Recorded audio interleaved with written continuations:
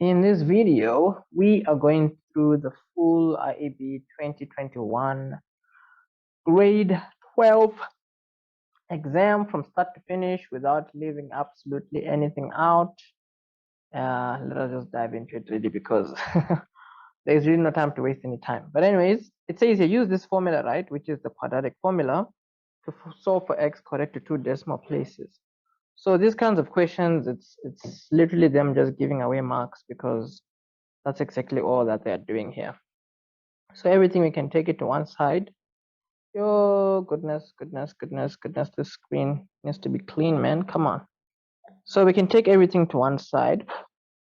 We're gonna have here 3x squared minus 5x. And then minus 3 equal to 0. And then we're gonna have here x is equal to minus b plus or minus b squared minus 4ac. The whole thing over 2a. So all this being done, b is like minus 5. And then you have here minus 5 squared minus 4. A is a 3. C is negative 3. So with this being done, our A value is just a 3. So let's put all this in the calculator and see what we get, because we're bound to get something specific. So let's see here, minus b. No, that's like what? It's minus 5. Oh yeah. So it's like negative 5 squared. No. Wow, bro, come on. Square root of negative 5 squared minus 4. A is a 3. C is a negative 3 over 2a. There we go. Yeah, so the reason why they've asked us to use the quadratic formula is because we were not necessarily going to work this out by just doing things from our head. As in, we were not able to factorize this using normal factorization. We definitely needed this this format. So this is going to be 2.14. 2.14 is the final answer. That's okay. That is all good. Let us just carry on. Let's keep the ball rolling because we do not have time to waste. So moving on, let's see what we have there. They're asking us here to, they said hence. Any question that starts with hence, right? It's asking you to make use of the previous question. You see, they will literally be asking you to make use of the previous question, because if you don't use the previous question, then yeah, you're gonna find yourself in a bad spot. So the reason why we need to make use of the previous question here is because if you think of it nicely, right, they're asking us where is this graph going to have y values that are bigger than 0. That's exactly what they're asking. They're asking where would the y values be bigger than 0. So a question like that, you have to visualize what the parabola looks like. The parabola here, it's a smiling graph. So because we have a positive a value, it's a smiling graph since we have a positive a value. And what we do know is there's two intercepts, right? The two intercepts, there is negative, no, this was negative, bro, come on. There's negative 0.47, right?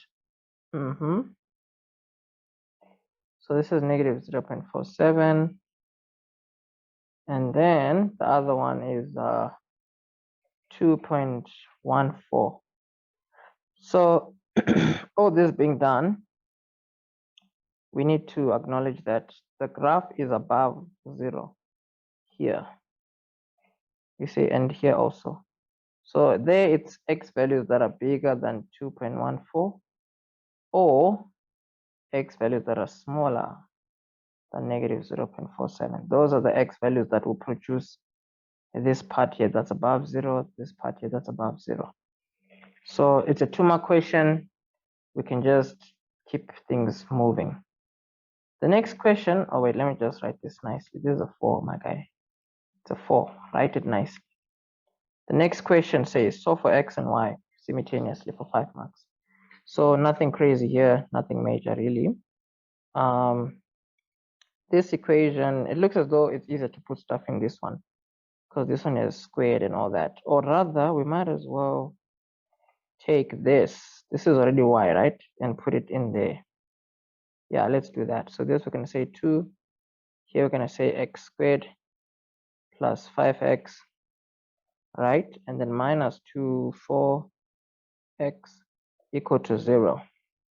Yeah, this seems like it's going to be fine because the y value here is x squared plus 5x. So the 2 you can multiply it inside the bracket. The 2 you can multiply it again. And then here you have something like what? This is just a 0 here. And then you have the here you can take out a 2, but meh, I usually just don't take out anything just because I don't want to. Like literally, I hardly ever take anything out if I don't see it's necessary. I just put it the way it is in the calculator. So this is like minus b plus minus b squared. So it's like b squared minus 4ac. Whoa. Stop. Bro, what just happened? Hey, bro, I'm literally throwing myself off because, dude, we don't have to do all this because these are like terms. Come on, man. This minus this is going to give you negative 14x. And then here you can take out 2x as a common factor. Yeah, that was awkward. I was literally just going on and on doing something that was actually wrong. So anyways, wait.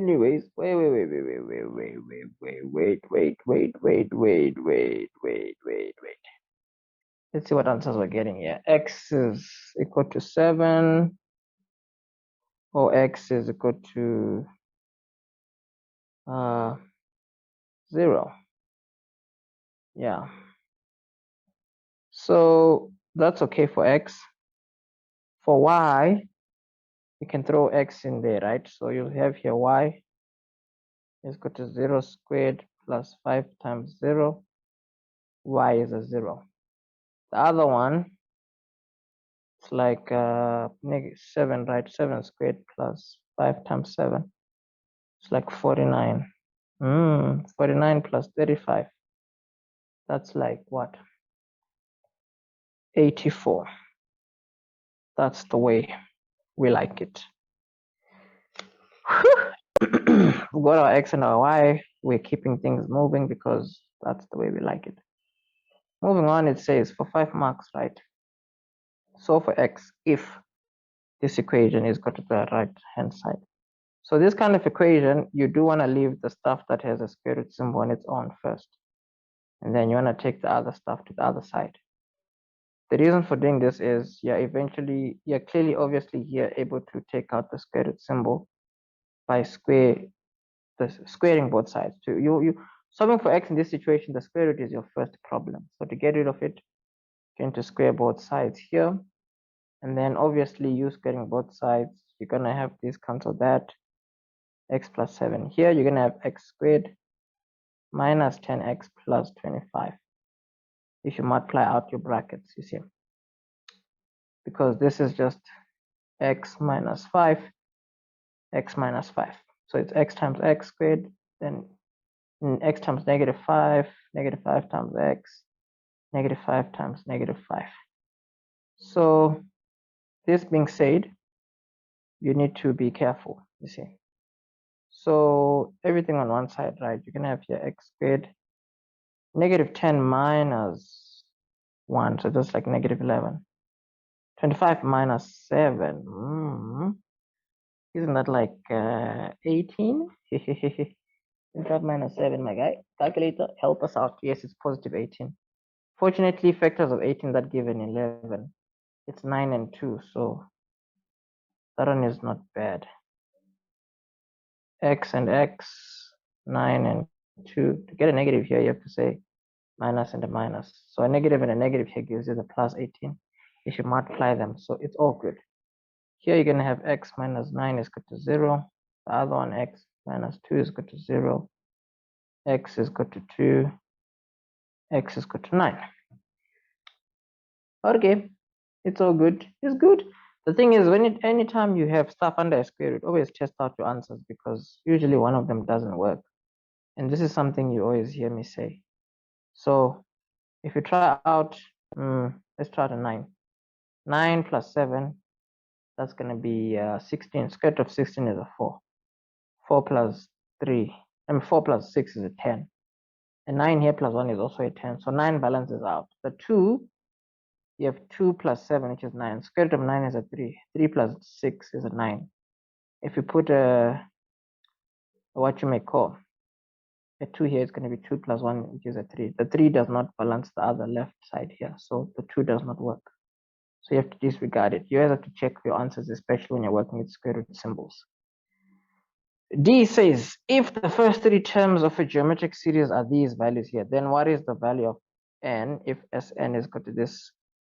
So it's a geometric series. So obviously we know Sn is equal to A Rn minus 1, R minus 1. So the idea is the first term we already know it's a 2. The number of terms we're adding up, we don't know. We're adding them all up to 177,146. And then what we do know is this is geometric, so it has a common ratio, and that common ratio seems to be 3. Because from here to there, 6 divided by that is a 3. This divided by this is also a 3. So here our value of A is a 2, R is a 3, 3 minus 1. Sn is 177,146. And then here you have a 2 at the bottom, right? And then 177,146. To get rid of the 2 down there, which you do want to, because it's solving for x, you're going to multiply. No. The 2's here cancel out, fortunately. And then here, you can take the 1 to the other side. It's going to be adding. So 177,147 now. So obviously here, you're going to use logs to make n the subject of the formula. You make n the subject of the formula, you say log. The base of the exponent becomes the base of the log. Whatever this value is, you're going to write it over here. And then all this, you're going to put it in your calculator. So in our beloved calculator, this is coming out as 11. That's the way we like it. We move on now to question number 2. Question number 2 says we need to work this out using first principles. Or rather, it says using first principles, find the first derivative if f prime, if f is equal to x squared minus 5x. And then it says here, so it's a 5-mark question.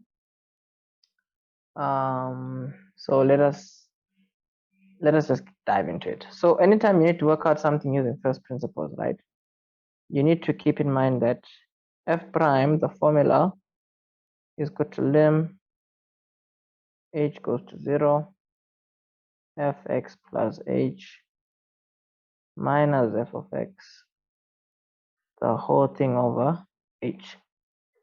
So the big idea here is you need to keep in mind that with fx plus h, right, fx plus h, this is going to be equal to x plus h squared, and then this is going to be equal to 5x plus h.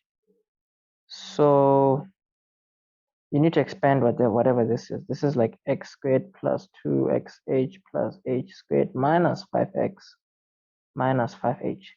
So that's what's going to go over here. Where it says negative f of x, you're going to put negative x squared and positive 5x. So let us do that. Let's take this thing here, copy, paste it over here. And then here we have minus x squared and then plus 5x, the whole thing over h. So where whatever f of x is, these will need to have something canceling them. If they're not all consoled completely, you did something wrong. So here you have 2x. No, let's not forget the whole lim stuff. Otherwise, yeah, gonna get penalized for nothing. So let's just add the whole lim stuff here in the front because we need it. Lim h goes to 0. Lim h goes to 0. And then here you have 2xh plus h squared minus 5h over h.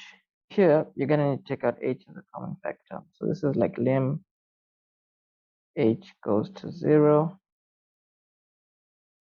Here, you're going to take out h. So this is like h 2x plus h minus 5, the whole thing here. This cancels that.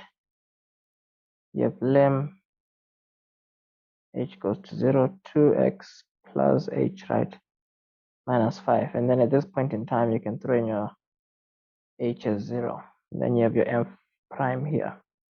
F prime is equal to 2x, 0 there, right? And you have minus 5. Which makes sense because if you were to differentiate this without a calculator, without the formula, you'd say 2 times the value in front, you have 2x, remove 1 from the exponent, and then minus 5. So this is what you would have if you had just used normal differentiation. So yeah, you can verify that your answer is correct. B here says the following. You want to find G prime. You want to differentiate, right? It's a 4-mark question. Differentiating this expression, you can see that what you do is anything under a square root symbol, right? There's a value here and there's a value there. The value outside, you always have to put it under the value inside there. So n over a is what you have. This is something you can differentiate, which is what you want to do before you differentiate. You always want to write it in a format where you have a coefficient, a base, and an exponent. So here, the 3 is going to go all under the 1 there. So it's going to be x with 1 over 3. Now, anything where you see that it's a fraction, what happens is you can take this value upwards and the exponent has to become a negative. Now you can differentiate. So differentiating this, you can have 1/3. If you remove 1 from there, you're going to have like a negative 2 over 3. And then here, negative 1 times 6 is like negative 6. Negative 1 minus 1 is like negative 2. And then this is what you're going to have as your answer. Nothing crazy there. C says if h is equal to this, if this equation, right, is a tangent to f, find the value of p. So remember, whenever we go through questions where they ask for a tangent to a curve, we always say a tangent and a curve, they share two things. They share a coordinate and they share a gradient. So a coordinate is an x and a y value. A gradient, we also have an x value and a gradient. So this is like f prime. This is what these coordinates share, or this is what a tangent and a curve share. Their link is the x value, the specific x value where they meet. If you throw that into the gradient equation, it will tell you the gradient at the point of intersection. If you throw that into the coordinate equation, it will tell you the y value at the point of intersection. You see? So be careful of that. So if you're going to work out p, it's quite simple because here our gradient is minus 1. So what we can do is p is p seems like it is the y-intercept of our tangent. So if you want to get the y-intercept of the tangent, you want to get a coordinate that the tangent passes through, because a tangent is just a straight line graph. The equation of a straight line graph, when you're working it out, remember you're able to say y minus y1 is equal to m and then x minus x1. Here we already have m, it's negative 1. So all we need is a coordinate that the graph passes through. For us to find a coordinate that the graph passes through, we're going to use the gradient that we have, which is minus 1. This gradient of minus 1, we need a gradient equation to use it. Our gradient equation is the first derivative of f. The first derivative of f, we know that it is the gradient equation. So since it's the gradient equation, where gradient is, we're going to throw -1 there for us to find what is the x value at that particular gradient. So here the 3 goes over, it becomes a -4. And then what else do we have? We're gonna have the -4. Is it a -4? Yeah, -4. 2x, divide both sides by 2. You're gonna have the x is equal to -2. So since you now know that they meet where the x value is a -2, what you can do is you're gonna put a -2 in your equation of f. You put a -2 in your equation of f. Let's see what you're getting there, right? You're gonna get your -2 squared plus 3 and -2 plus 4. And then -2 squared is like 4, right? So this is like -4, -6 plus 4. And then negative and the negative, these two cancel out, you have a -6. So this is a coordinate where the graphs meet, the curve and the tangent. So now you can now throw that in there. You see, y minus y1. y1 is like a -6. And then here you have x minus x1. x1 is -2. You see. So you have y plus 6 here, x plus 2 here. Here you have -x, -2. Then you have -6. This is like -8. Therefore, P is -8. There you go. So that's all nice and that's all dandy. Wait, what did you say 8P was here? -8. But no, P has to be, oh, no. Come on, Brody bro. What happened here? Negative that. -2. Oh, I made a mistake here. Yeah. This is supposed to be like a negative, then this is a plus. And then if this is a plus, it means this is a plus, this is a plus, this is a plus. It means that this comes out as a plus, this comes out as a plus, this comes out as a plus, this comes out as a plus. Because this would be a plus, meaning that this would be a minus. Yeah, damage control, eh? If this is a minus, you're gonna have here this times this is a plus, and then this, sure, logo. This is what? This is a +6 now. So this would come out as a plus. This come out as a plus. Sure. Click. No, this would come out as a minus. Right, now when you move it over, it becomes a plus. Yeah, P is 8. Question number 3, we have a functions question. It says here, the graph of f, right? It is an exponential graph. It has been drawn on the set of axes below. So they've said you write down the domain. The domain just is a way of them asking which x values will this graph have. Are there any restrictions?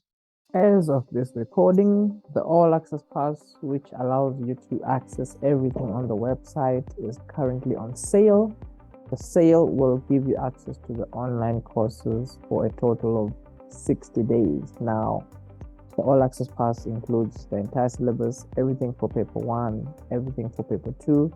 You have video lessons that are preloaded on the website, meaning that you'll be able to go through all these video lessons at your own pace, at your own time, without worrying about anyone necessarily scheduling any sessions. Now, the link in the description will take you to the course website where you'll be able to make a purchase of this bundle. The sale is ongoing between the 23rd of October until the 7th of November. Depending on when you're watching this, I suggest that you hop onto the course website and make a purchase. You can purchase directly on the website using a credit card, debit card, or you can make a purchase via the EFT details that are provided on the website. As a reference, you should put in your name and your surname and send the proof of payment to the email address listed on the screen. For more queries, questions, you can always just contact us via WhatsApp. If you would like to find out more information about Bright Young Brains, you can always just Google us and you will be able to find more information regarding what it is that you would want to find out. Depending on where you're currently residing, you can always just contact us via the contact details that you see on the screen. That will stop this graph from having specific x values, and there are none. So when this graph is going up, it will stretch all the way to positive infinity there. Here it will stretch all the way to negative infinity there. So the domain, there are no restrictions. X is an element of R. That's how you're gonna write this one out. Second question here says, write down the range of f. So the range is now the y values. This is asking you which y values does the graph go to. Now this graph goes all the way upwards to infinity without any restrictions, and it goes all the way down until -2, like that, you see. So it starts from -2 going upwards. Those are the only y values that it has. So the y values have to be bigger than -2. And then say write down the equation of the graph that is a reflection of f in the x-axis. So a reflection in the x-axis, it means that the y values that are positive, they become negative. The y values that are negative, they become positive. Visually, a reflection about the x-axis, I mean, the whole thing is just going to flip over. So where it's going up there, it's going to go down instead. Where it's going down here, it's going to be going up instead. You see, like that. That's a reflection in the x-axis. That's the visual appearance. But the equation of it, you're just going to multiply whatever equation you have with the -1. So this here is your equation of your new graph. So here it's going to be -3x² plus 2. And then that's your equation, you see, because look, this is a -2, right? The asymptote is going to be at +2 instead. Moving on, let's keep it moving. This question paper looks quite friendly. Yeah, determine the values of x for which the y values are bigger or equal to 0. That's what this question is asking. They're asking us where the y values of this graph bigger or equal to 0. They are bigger or equal to 0 over here. You see? And it's starting from whatever this x value is. So we need to find the x-intercept of the graph, you see? So finding the x-intercept of the graph, we have to just make y as 0. So we have here 0, right? It's got to 3 that minus 2. 2 goes over. We just need to make use of logs to isolate x. You see, x is isolated. You have logs. The base of the exponent becomes the base of the log. This value here is just that value on its own. And then you have, let's see, calculator. What does the calculator give us now? The calculator gives us 0.63. That's the way we like it. Well, getting the x-intercept is not enough, you see, because the question is asking us where the y value is bigger than 0. The y values are bigger than 0, starting from this x value going to positive infinity. So we're going to have to say here x is bigger or equal to 0.63. The reason we're saying bigger or equal to is because this is also there, you see. Let's keep it moving. B here says, what does B say now? It says on the same set of x's above, sketch the equation of G, where G is this equation. This is not a difficult question to sketch because firstly, your asymptote is a +4. Is it a +4? Yeah. So somewhere there you're gonna have an asymptote. This graph, as your x values are increasing, right? You have to remember that the negative is separate from this. You see, so whatever you're gonna be doing, you just need to keep in mind that this graph is actually going to be going downwards, because as your x values, if you start, let's say x is a 0. If x is a 0, this is going to be anything to the power of 0 is a 1. So -1 plus 4 is a 3. So this is where 3 will be. This is where 4 will be.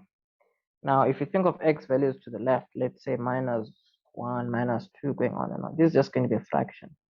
So the values are going to be negative fractions. If you add a 4, they'll always be close to the 4 there. If x increases, right, this number, it will be getting bigger and bigger. But then if you multiply by negative, this number is going to get small. So that already tells you that your graph is just going down like that. You see. So they said you should, if you're going to sketch this, you may be thinking, do I need to write out the x-intercept? You don't have to. I mean, like, you could if you want. I mean, just for the vibes, to show that you're competent. So let's actually just do it. Let's make y a 0, -2 to the power of x plus 4. Let's just take this over, it becomes a plus. Obviously, this is going to be 2 to the power of 2. So this is just a positive 2. There we go. You can even label it g of x. You could have also just used the table method in your calculator to see how the y values are behaving. It's a 3-mark question. So let's keep it moving, yo. Let us keep it moving. So let's see here. Question number 2 says, determine the equation of the resulting graph if g is shifted 3 units vertically up. So I mean, like, if the graph of g is moved 3 units vertically upwards, is what you're gonna have. The equation of g, you're gonna add 3 to it. If you add 3 to it, it means you have -2x plus 4, right? The whole thing, you're gonna add 3. So here you can have -2x plus 7.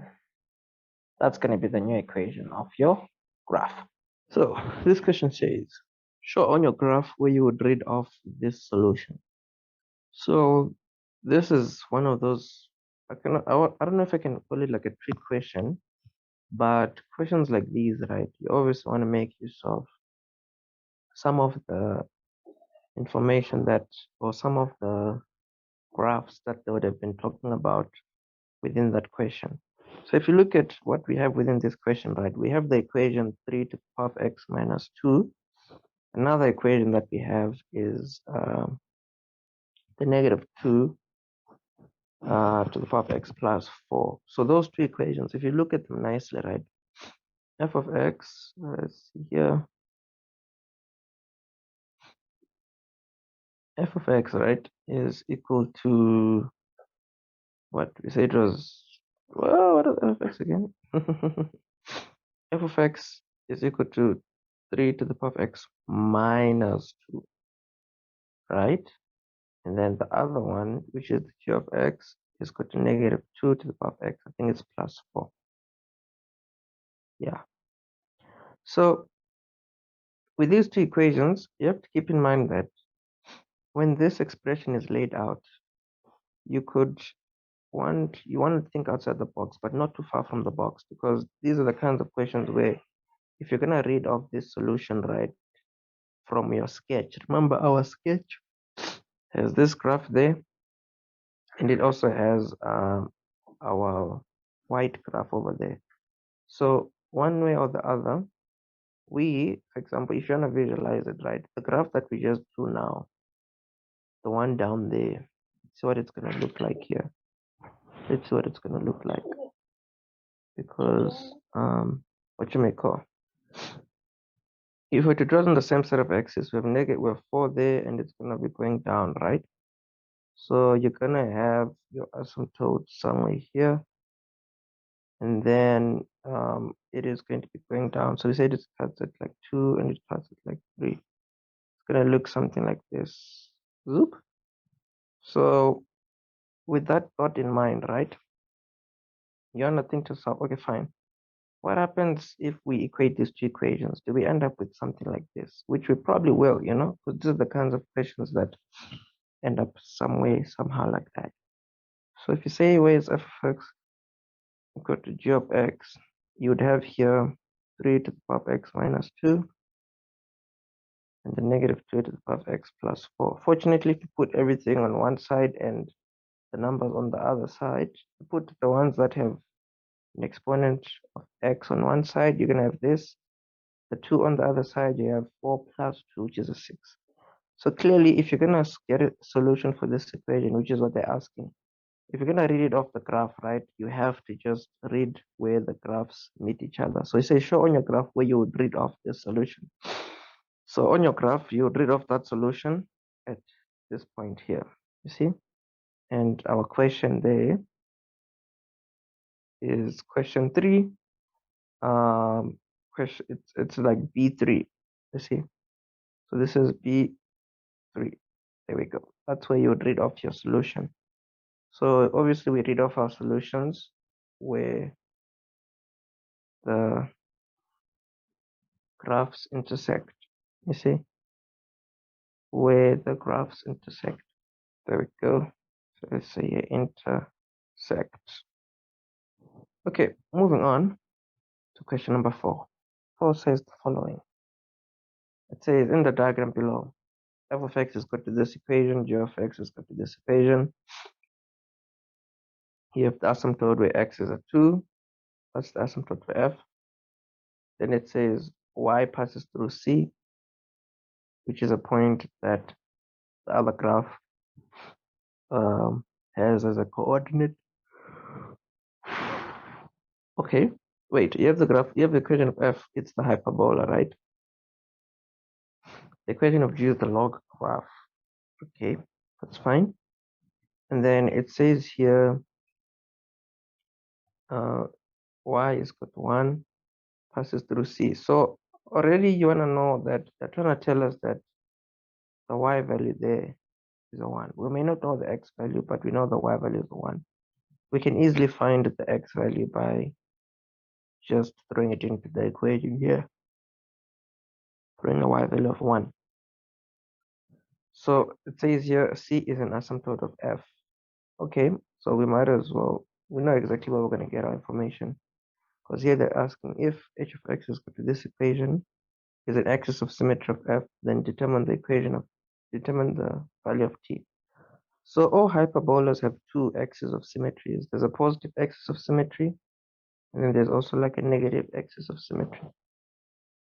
So the positive axis of symmetry is what they're referring to here, you see, because a hyperbola, it will look something like this and like this, right? So one axis of symmetry will be like this, a positive one, another will be like that, a negative one. So they are talking about the positive axis of symmetry. So the positive axis of symmetry, let's just do this here. They want us to get the equation of this line here. So all axes of symmetries, right, they always pass through the point where your asymptotes meet. So funny enough, we can see, oh, the x value is a 2 because of our sketch. They're telling us the x value is a 2. So we don't have to, oh, they even told us there. Oops. So that's fine. Let's see.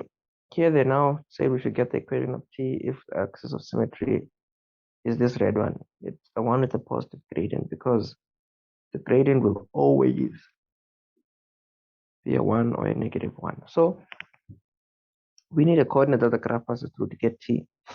So we have that, which is just 1 and 2, right? Or 2, x is 2, y is 1. So we can just throw that into the equation, see? And then plus t. If this moves over to the left, we're going to have here 1 minus 2, which is minus 1. That's your value of t, which is the y-intercept, right? So this is minus 1. Let's see here. Moving on, create the coordinates of c. The coordinates of c, you see it's just marks given away. Oh, no. That's not 2 and 1. This is 2 and 1. Hey, excuse me. One moment. Yeah, we still don't have the, what you may call this y value is a 1. X value, we don't know. So let's put that in the log graph, right? G with 3 and x there. Let's see, g of x is equal to log 3 with x here. Our y value is a 1. if you're gonna solve for x here, right? Remember, wherever x is, that's like the base of the log. So the base of the log is this value here. This is whatever is on the other side. So if you want to reshuffle this you make it a base, this you make it an exponent. You see, this you leave it on its own. So x to the power of 1, and then the 3 you leave it on its own. Clearly, if anything to the power of 1, that gives us 3. X has to be a 3. You see, because this is to the power of 1. So these exponents already match, so the bases have to match also. So x here is a 3, which makes sense. I mean, like, given with what the sketch looks like. Moving on, they want us to get the length of AB. If you're going to get the length of AB, you're obviously going to need to find the x-intercept there of the one graph, the x-intercept there of the other graph. So getting the x-intercept of each of these graphs, not a big deal. The only thing is, with the equation of f, right, we have to get the full equation first for us to get the x-intercept. Fortunately, we know what P and Q is. P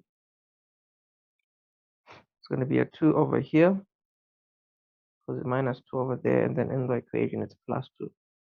For Q, you take it as it is. See, if there's a plus 1 there as the asymptote, this is also going to be a 1 here. So let's write down the equation. You see, on top there it's like a 5. So it's 5 and then x minus and then this is plus 1. We need to find the x-intercept, so you have to make y a 0. Y is a 0, minus 2 plus 1, minus 1. This is over 1. Then you have to cross multiply. 1 times 5 is a 5. Negative 1 times this. And then you have negative x plus 2. 5 there. The x goes to the other side. You have 2 minus 5, which is like a minus 3. It makes sense, definitely.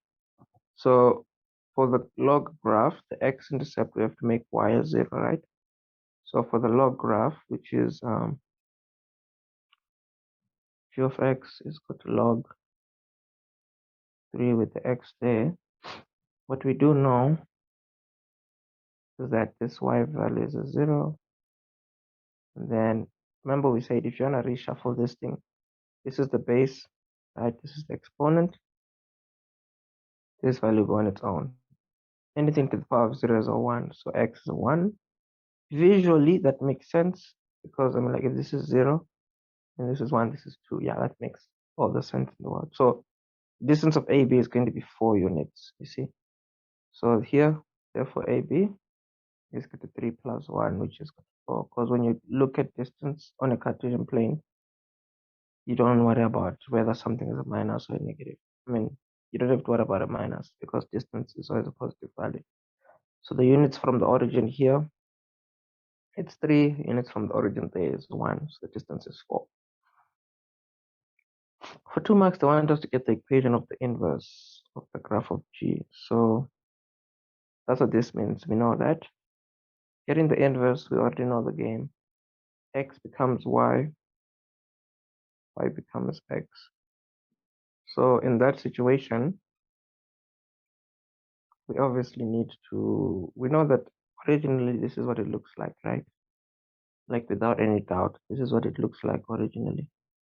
So in this situation, you're gonna swap the X and the Y, see? So X becomes Y, Y becomes X. So with that being said, I need to isolate Y. To do that, we say this, we consider it a base, this we consider it an exponent. There's your equation. You can maybe write Y first. There you go. That's your inverse for 2 marks. E says for which values of x is this equation smaller than 0? So for you to answer that kind of a question, you obviously need your sketch. And you need to be careful of how you're going to answer these kinds of questions. But you just need your sketch. If you know how to read your sketch, you'll be good to go. It's really not that difficult when you know how to read your sketch. So let us read our sketch properly. Let's read our sketch properly. So this is just asking, if you take the y values of f, right, and you multiply them with the y values of g, where will you have numbers that are smaller than 0? So the way you answer these questions, you have to be methodical. You cannot just do it randomly. So the method to answer these questions, you have to look and see, we're taking one expression or one number multiplied by another number. The only way this can be smaller than 0 is if the first number is a plus while the other one is a minus, or the first number has to be a minus while the other one is a plus. So those are the only scenarios where our value here is going to be smaller than 0. We have to look for where the y value is here plus, while these ones are negative, y value is here minus, while these ones are plus. So to do that, you can just go to your sketch, right? And just like use color. You can use whatever you can to just see where do these graphs have positive y values and negative y values and all that. So if you start with the graph of G, this is where it has negative x. I mean, this is where it has negative y values, right? So, and then up here, this is where it has positive y values, fine. For the other graph of G, F rather, this is where it has positive y values. And then only here, going upwards, is where it also has positive y values, right? Now, where it has negative y values, it's over here, see, like that. So all you need now is you have to scan your sketch from the left side going to the right side. And you have to look for places where your graph has positive y values while the other one has negative, and then vice versa. So this doesn't count because they both have positive y values here, all the way here. All these are positive y values, positive y values, positive y values, all the way until your asymptote here of 2. Because if you look at where your asymptote is, right, the x value here is a 2. If you look nicely, between 2 and 1 here, right, between 2 and 1 here, let's put b here, right, between 2 and 1, there's 2 here, there's 1 here, x value of 1, x value of 2. Between that space, you see here, these are negative y values, these are positive y values. So that's a space that qualifies. If you could moving to the left, these both have negative y values, so it doesn't count until all the way to infinity to the left. So there's only one space here where you have positive y values and negative y values. So as of this recording, the all access pass, which allows you to access everything on the website, is currently on sale. The sale will give you access to the online courses for a total of 60 days. Now, the all access pass includes the entire syllabus, everything for paper 1, everything for paper 2. You have video lessons that are preloaded on the website, meaning that you'll be able to go through all these video lessons at your own pace, at your own time, without worrying about anyone necessarily scheduling any sessions. Now, the link in the description will take you to the course website where you'll be able to make a purchase of this bundle. The sale is ongoing between the 23rd of October until the 7th of November. Depending on when you're watching this, I suggest that you hop onto the course website and make a purchase. You can purchase directly on the website using a credit card, debit card, or you can make a purchase via the EFT details that are provided on the website. As a reference, you should put in your name and your surname and send the proof of payment to the email address listed on the screen. For more queries, questions, you can always just contact us via WhatsApp. If you would like to find out more information about Bright Young Brains, you can always just Google us and you will be able to find more information regarding what it is that you would want to find out. Depending on where you're currently residing, you can always just contact us via the contact details that you see on the screen. we can see here our x values are they're bigger than 1 or they're smaller than 2. That's one way to answer the question. Another way you could have just said is x is element of positive 1 up until positive 2. Another way you could have written it out, you could have just said x is bigger than 1 or x is smaller than 2. These are all three ways of writing the same thing. So you can just choose which way you want to write it out. You see, three ways of writing with two t's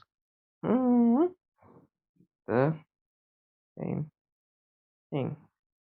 Yeah, I always ask myself that question quite often. Writing with two t's or with one t? Because writing with two t's like this, that seems weird. But who knows? Maybe that's the correct one. Yo, thank goodness it's not English. Let's move on to question 5. Question number 5. So question number 5 looks as follows. It's a formal question. It says refer to the pattern below, right? It looks like a quadratic pattern, but let's see. Or maybe, yeah, it looks quadratic. Oh, but let's just find out actually, because there's no need to guess.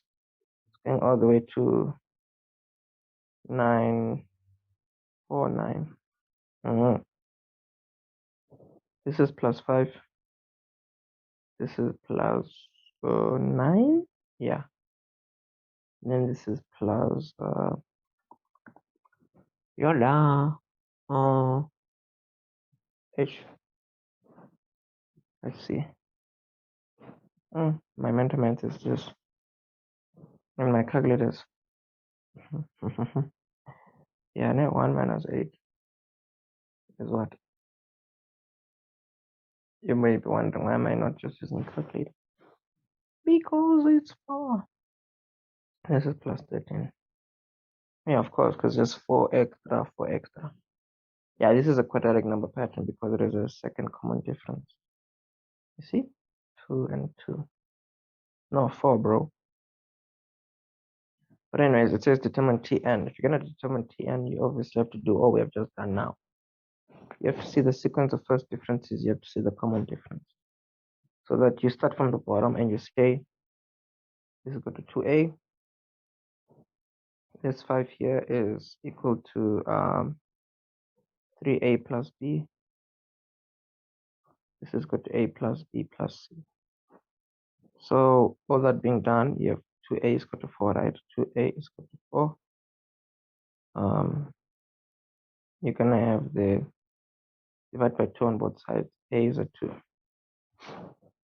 Then you're going to put a 2 here. And then you're going to have the 6 plus b is equal to 5. 5 minus 6, right, is negative 1.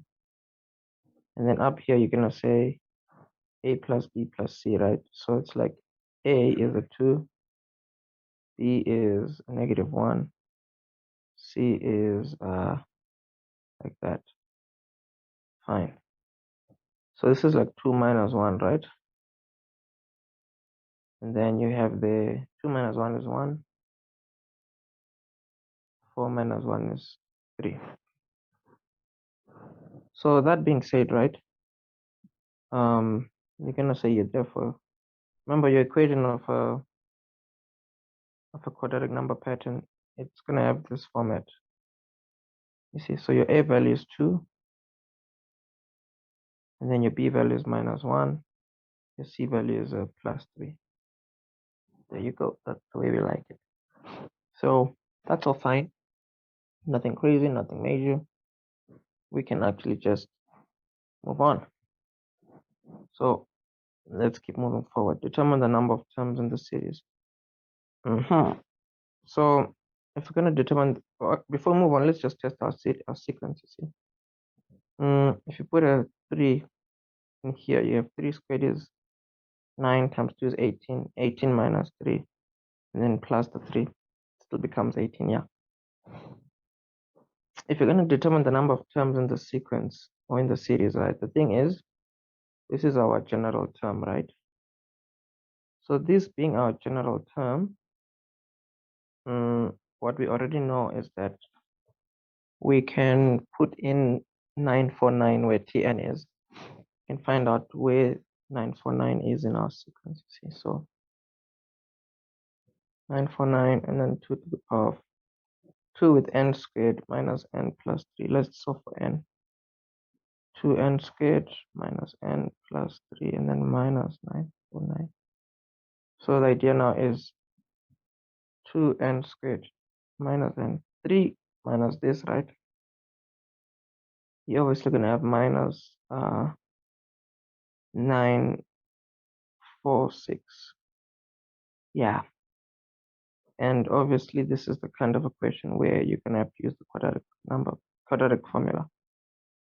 Let's see here, b squared minus 4ac, the whole thing over 2a. Let's put everything in our calculator. No, before we put in the calculator, obviously we have to put everything into the formula. So minus 1 here, squared plus, no, it's minus, bro, minus 4. A is a 2, C is a negative. Yeah, so usually when our value of C is a negative, right, it usually means that our value of B is a small number, which is fine. So negative 4946 here, whole thing over 2A. So here our value of N, let's just get that from our calculator. So the answer to this question, if you check in your calculator, is going to give you N is 22, or N is equal to negative 43 over 2. So this we have to automatically disregard, because you cannot have a term that's in position negative something. So we can say here, therefore, there are 22 terms. See, therefore, there are 22 terms. There we go.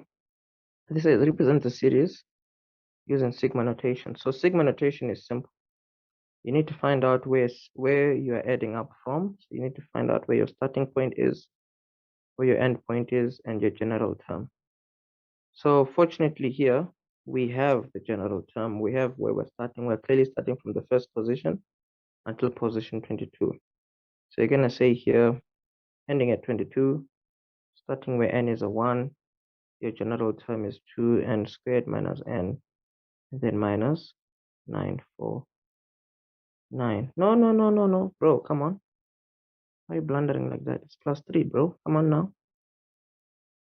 Plus 3. There you go. That's your sequence in general. That's a sequence in sigma notation. You see. So let's keep things moving. Question number 6. Question number 6. Oh, financial maths. Okay, so with this financial maths question, let's see what we have to do. It says here the details of an investment opportunity with a company called Phantom Investment House are given below. Monthly payments of 5,000 need to be made at the end of each month. The interest rate offered is 15% per annum compounded monthly. Then it says that you decide to invest with Phantom Investment House with the terms given above. What would the value of the investment be after 3 years? It's a straightforward future value annuities formula question. So your future value annuities formula, you can get that from your formula sheet so that you don't like write it down incorrectly or anything like that. So since we're trying to figure out how much the money is worth after 3 years with these terms, X is our monthly installments, which is 5,000. Interest, they say it's 15% per annum compounded monthly. So you have to divide the 15 by 12. N is 3, right? But because it's compounded monthly, you have to times by 12, which is 36. And then now we can just solve for F by putting everything into the equation first, and then afterwards we're obviously going to just put it into our calculator. So on my side, I do write down the percentage symbol in the calculator, and then I just put over 12 there. So just be careful of that, you see. 15% over 12. Let's see what this gives us in the calculator. So everything in the calculator here, it is giving us 225,577.53. That's a 4 simple mark question. The simple 4 mark question. Ooh, 5 marks. Yeah. It says, what is the minimum number of months required for the investment to reach a value greater than 2,500,000? That's also simple because you have to work out a value of n, right? in your F formula. So in your F formula, we're obviously going to need to isolate n first. Isolating n is just algebra. So going to multiply by I on both sides first. Fi is equal to x 1 plus I of n minus 1, right? We can divide both sides by x here. Divide by x, divide by x. Fi over x, we have here 1 plus I to the power of n minus 1. So all this being done now, the negative 1 can go over to the other side. That's Fi over x plus 1. This is equal to 1 plus I to the power of n. So since we need n, or want to isolate n rather, we can do that. Remember, if you want to isolate an exponent, you isolate it, and then this is the base of whatever log you're going to have. You're going to have log here, the base of the exponent you've isolated, and then this value on the other side is still just there. So it's always good for you to know how to isolate n because it makes it easier for you for these kinds of questions. They're asking the minimum number of months, right, for your investment to be greater than 2,500,000. So you can just make F 2,500,000. Your interest, you know, your monthly installment, you know, and then you can just find out what months it is required. So let's see here, log, then, well, come on, bro. Log here, 1 plus 15% over 12, and then here 2,500,000, and then 15% over 12, the whole thing over 5,000. There is n here. So all this being done, right? You obviously want to keep in mind that the only thing that can throw you off is your calculator. So you just need to make sure that you put your calculator stuff properly. So everything in the calculator here is looking all nice and neat. Let's see here. Yeah, so judging from the value in our calculator, right, we can clearly see that n here is equal to 160 months, and we obviously need to keep in mind that that's definitely going to be the minimum number of months it's going to take for you to reach that value. So I say here, therefore, 160 months minimum. So obviously in your calculator, if things come out as like 159 point something close to 9 or 99 or whatever, obviously you're gonna round it off to like 160. So let's keep things moving. Question number 7 for 4 marks. It says the following. Question number 7 says you approach a bank for a home loan to the value of 850,000. This needs to be paid off monthly over a period of 20 years. Wow. The interest rate offered on the home loan is 9% per annum compounded monthly. And then it says here, what are the minimum monthly payments required to pay off the loan over the 20-year period? So we need to, it's a monthly installment when you're paying off a loan. So this is the formula you need to know, the present value annuities formula. All this information is clearly laid out on the functions and graphs course on our website. So on our website, as of this recording, there is currently a sale, which is more like the end year sale. I mean, like as of this recording, the year is coming to an end. So you do want to keep in mind that when the year does come to an end, the courses will go on sale. I mean, as of this specific recording, the package that gives you access to everything is currently going for just 99 Rand. And the courses are definitely IAP and kept compliant. So you see here, all access pass, once off, you have access to like 17 products.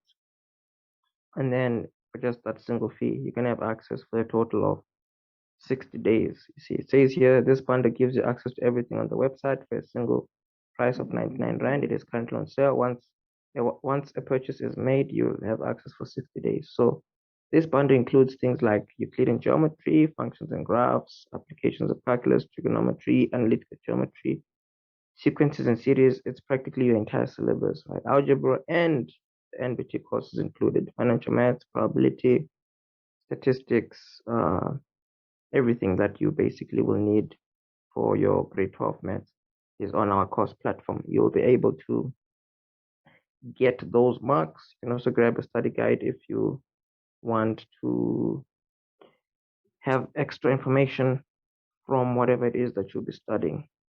Moving on with what we're talking about here. So if you're going to isolate x in the present value annuities formula, that one is actually quite simple, simpler than isolating n. So you're going to multiply by I on both sides.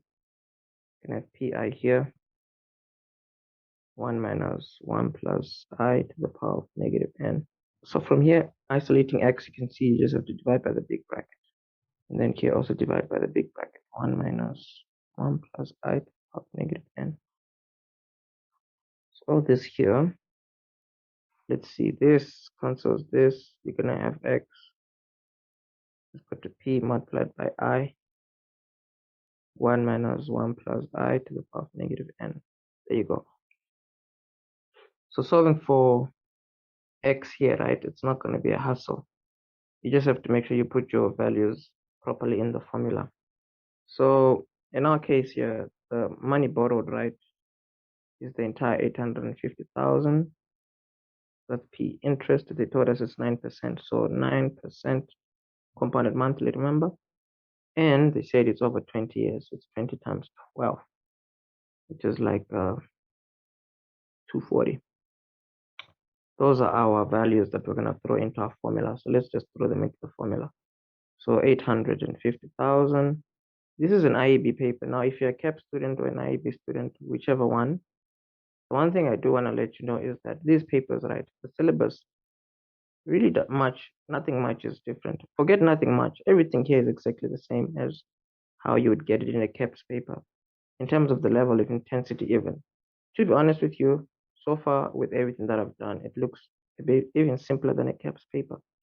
So this whole issue of saying CAPS is easier, IB is harder, it varies, you know. Some papers are harder, some papers are easier. But obviously, in general, you do get the harder questions in IB. Like let's say if they ask hard questions, they're gonna ask more hard questions in an IB paper, or the level of hardness is gonna be higher for IB. But to say that two syllabuses, one is harder than the other, nope. IEB, they just sometimes, they're gonna ask hard questions, they'll make them hard, but then it's not like the whole paper is like crazy questions. These are all quite normal. So if you're a CAP student, I hope you're seeing that there's really nothing much to be thinking to yourself when it comes to this kind of a tough syllabus. It's all good. It's all good. Everything is all the same. So X in the calculator, 7,647.67. Let's move on to the next question, which is B, right, out of 5. Okay. So this 5-mark question says, if the monthly payment is charged at 9 Rand per month, is changed to 9,000 per month, then what will the balance outstanding on the loan be at the end of the 12 years? This is directly after the payments is made at the end of the 12 years. So this kind of a question, right? The one way to work it out, right, is you have to use your outstanding balance formula. Now, the outstanding balance formula, you have to be careful. You see, because when you use the outstanding balance formula, it's pretty straightforward, because it makes use of two separate formulas. You see, it uses the future value annuities formula, and it also uses the compound interest formula. So that's how you get the balance on a loan after a specific number of months. So your balance is always A minus F. A being the compound interest formula, so it's P 1 plus I to the power of N. F is the future value annuities formula, so you're gonna have your X 1 plus I to the power of n minus 1, the whole thing over I. And then P is your loan, your original loan. Interest, we said it's 9% per annum compounded monthly over 12 years. 12 times 12 is like 144. Monthly installment is 9,000. Let's move everything to the left here so we have like more space for what we're doing. So 1 plus interest, and then 144 months have passed, the whole thing over 9% over 12. So let's put all this in the calculator. You just have to be careful. You can either put the first part here for A, get an answer, second part for F, get an answer, but meh, you know, just throw everything to the calculator. So let's do that. Everything nicely thrown into the calculator. We're getting here 173,507.13. So it looks like if it does have a higher monthly installment, this loan seems like it's getting paid off quite fast. But let's move on now. We have gotten our answer. We can move on to question number 8. So if you have any questions on anything that we're doing, please just hit me up on IG and just search LE_EVY. There's an underscore here, but the line is like covering it. Oops. So good, so good. Let's move on. Question 8 says the first two terms of an arithmetic sequence is this value and this value. They are terms of an arithmetic sequence. Then they said here, if the common difference of the sequence is a 1, what is the value of x? So this question, very, very direct actually, because you don't want to overthink it. If they say this is the first term, right? And then they told you this is the second term, and they told you it's an arithmetic sequence, it just means that this minus this gives you a common difference. But then they told you your common difference is a 1. You see, so what you know is log 3x minus log with the 3 here and x minus 5. This is a 1. You cannot solve for x, you just need to solve this equation. Now, this is where your log laws come into play. You need to know your log laws, because if you don't know your log laws, then yeah, you are a bit in trouble, because so the way everything looks, right, it looks as though, you see here, there's like log with a 3, log with a 3. So what we're looking at here, this is clearly something that we can use the division rule, you see, because the division rule literally just needs us to have the log with the same base, and then you'll be able to take this value divided by this one. So here we can just say x over x minus 5 equal to 1. This one we can put it over 1 also. Woo, somebody's hungry. So let's cross multiply. 1 times x here is x, 1 times the bracket down there.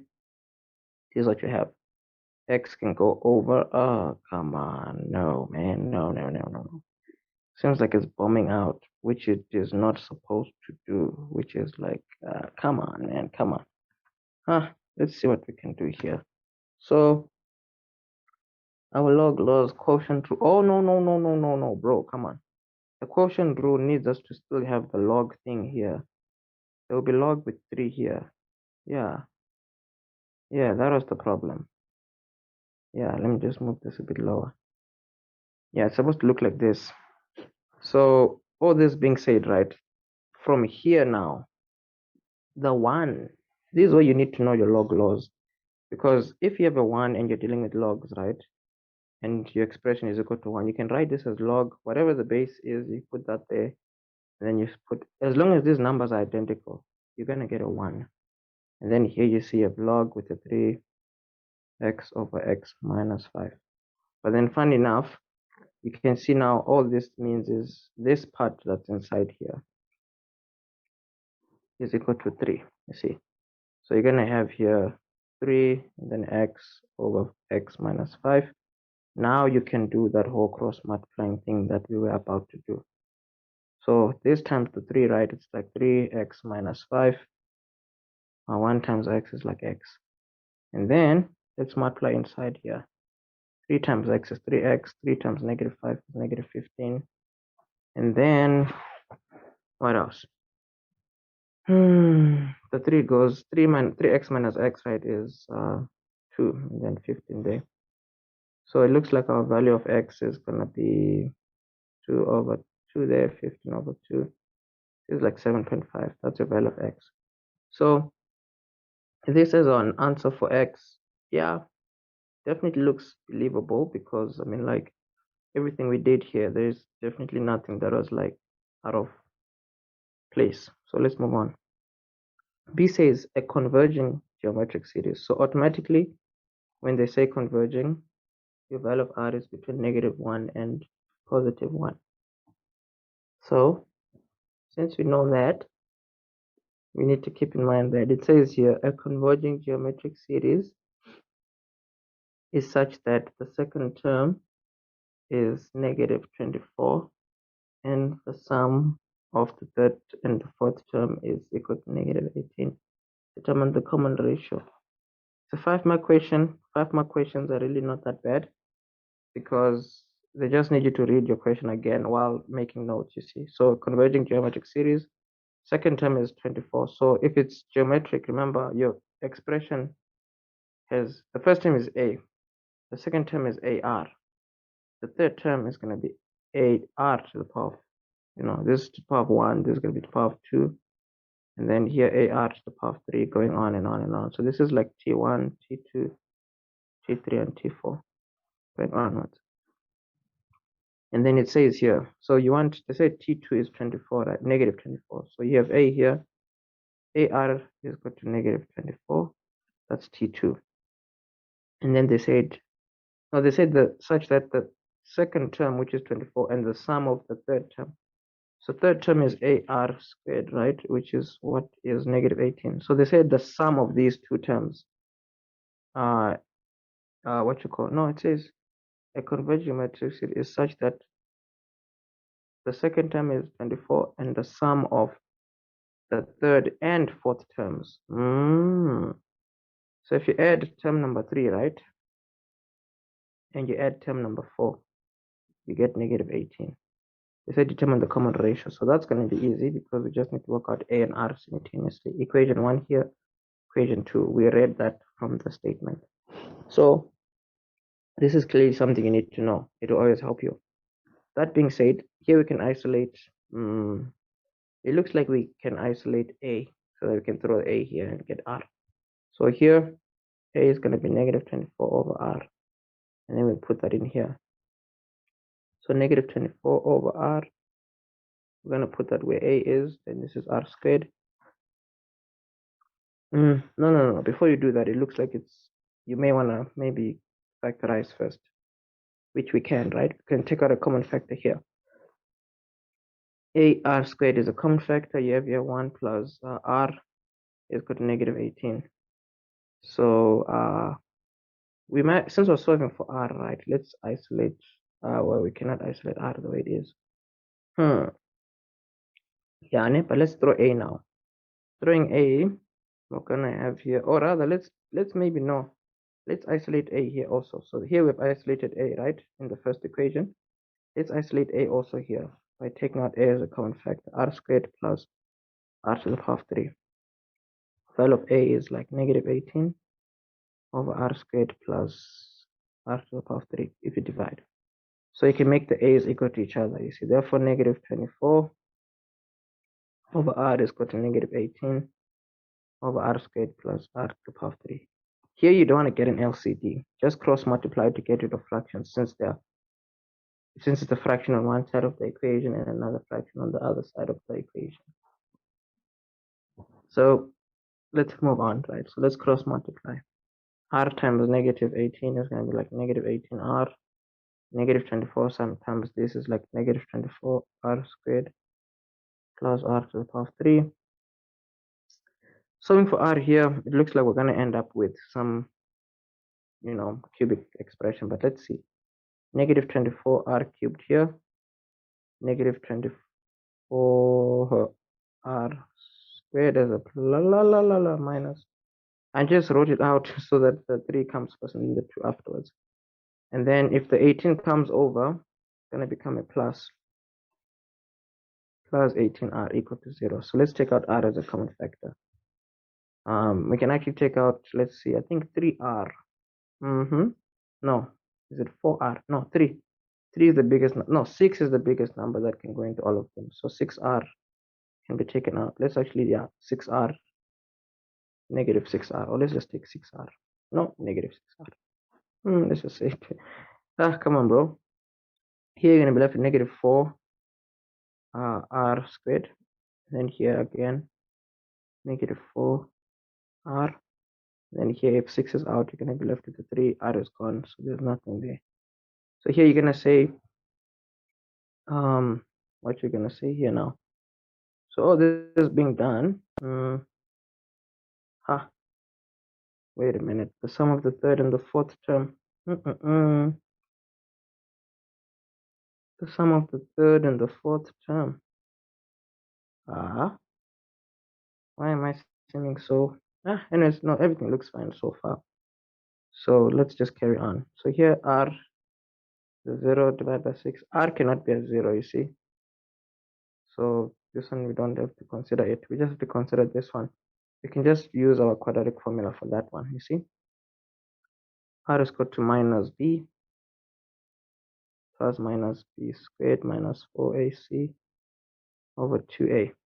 So yeah, the quadratic formula is something that is very close to my heart because I used to not know how to factorize. So I overdosed on this formula. Like overdosed on it, bro. So I have never let it go, even after I knew how to factorize, because it got me through the bad times, So during the good times, I still remember it also. Negative 4 there, and then plus 3 here. Whole thing over 2 times a. So this you can just get in your calculator. Let's see what the calculator gives us. Okay, our calculator is giving us r as negative 3 over 2. The other one, r is a half. There we go. So if it's converging, it means that r has to be bigger than negative 1. So this cannot be a valid answer, you see. So here r is only equal to a half there.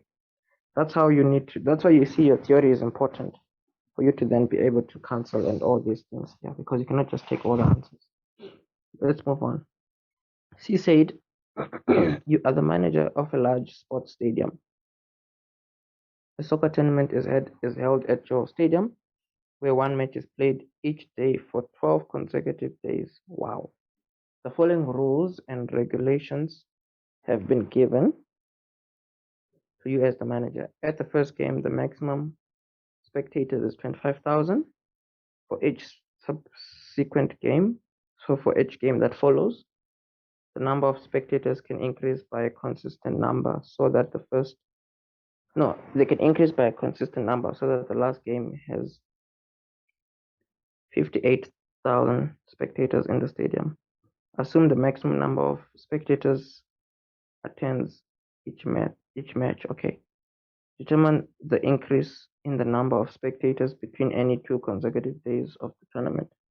So, as of this recording, the All Access Pass, which allows you to access everything on the website, is currently on sale. The sale will give you access to the online courses for a total of 60 days. Now, the All Access Pass includes the entire syllabus, everything for paper 1, everything for paper 2. You have video lessons that are preloaded on the website, meaning that you'll be able to go through all these video lessons at your own pace, at your own time, without worrying about anyone necessarily scheduling any sessions. Now, the link in the description will take you to the course website where you'll be able to make a purchase of this bundle. The sale is ongoing between the 23rd of October until the 7th of November. Depending on when you're watching this, I suggest that you hop onto the course website and make a purchase. You can purchase directly on the website using credit card, debit card, or you can make a purchase via the EFT details that are provided on the website. As a reference, you should put in your name and your surname and send the proof of payment to the email address listed on the screen. For more queries, questions, you can always just contact us via WhatsApp. If you would like to find out more information about Bright Young Brains, you can always just Google us and you will be able to find more information regarding what it is that you would want to find out. Depending on where you're currently residing, you can always just contact us via the contact details that you see on the screen. Yeah, this is some kind of a sequence. Obviously, it starts at 25,000 spectators, right? And then the next day, you don't know, going on and on and on until the last day, which is 58,000 spectators. So the issue is, in this sequence, this is term number 1, right? Term number 2, you don't have going onwards. But you know the last term here is 58,000. So the other issue is you don't know what the common difference is. But you know the first term is 25,000.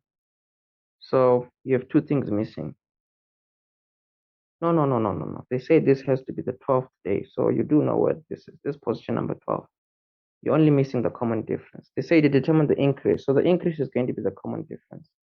That's why this is just a 3-mark question, because it's an arithmetic sequence since your increase is subsequent. Subsequent just means that no. For every game, the increase has to be constant. So we have a constant difference. So here Tn a plus n minus 1d is the formula we're going to use to get the value of d. Because this is 58,000. Our first term is 25,000. Our value of n is 12. Our value of d is what we're looking for. So this is like 25,000 plus 11d. And then we need to move everything to the left. 58,000 minus 25,000 equals 11d. So all this being said, right? Let's see, 58,000 minus 25,000. What do we get there? That's like 25,000 plus 8,000, which is like 33,000. So divide both sides by 11 here. Let's see what we're gonna get. D here. What is the value of D? 3,000 in the calculator. So that's fine. Value of D is 3,000. Let's keep things moving. Question 2 here says, if a spectator pays 25 Rand for a ticket each day, then what is the amount of income that can be generated from the ticket sales if all the rules and the regulations were followed? So the fortunate thing is, if you look at it logically, the first day, 25,000 people, right?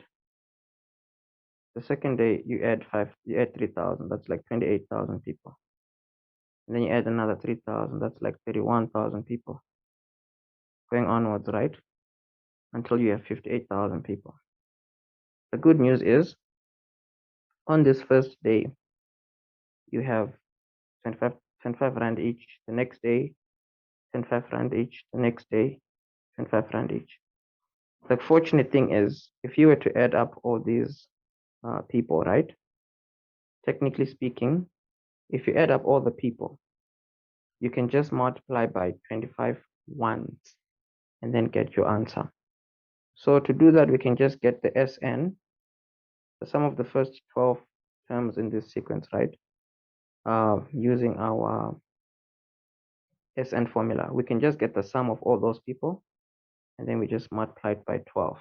It is just that simple. So let us do that. No, and then we have to multiply by 25, sorry. So here, our Sn formula, you're gonna have 2 plus 2a plus n minus 1d. Let's see here, you have to put a S12, right? S12, 12 over 2.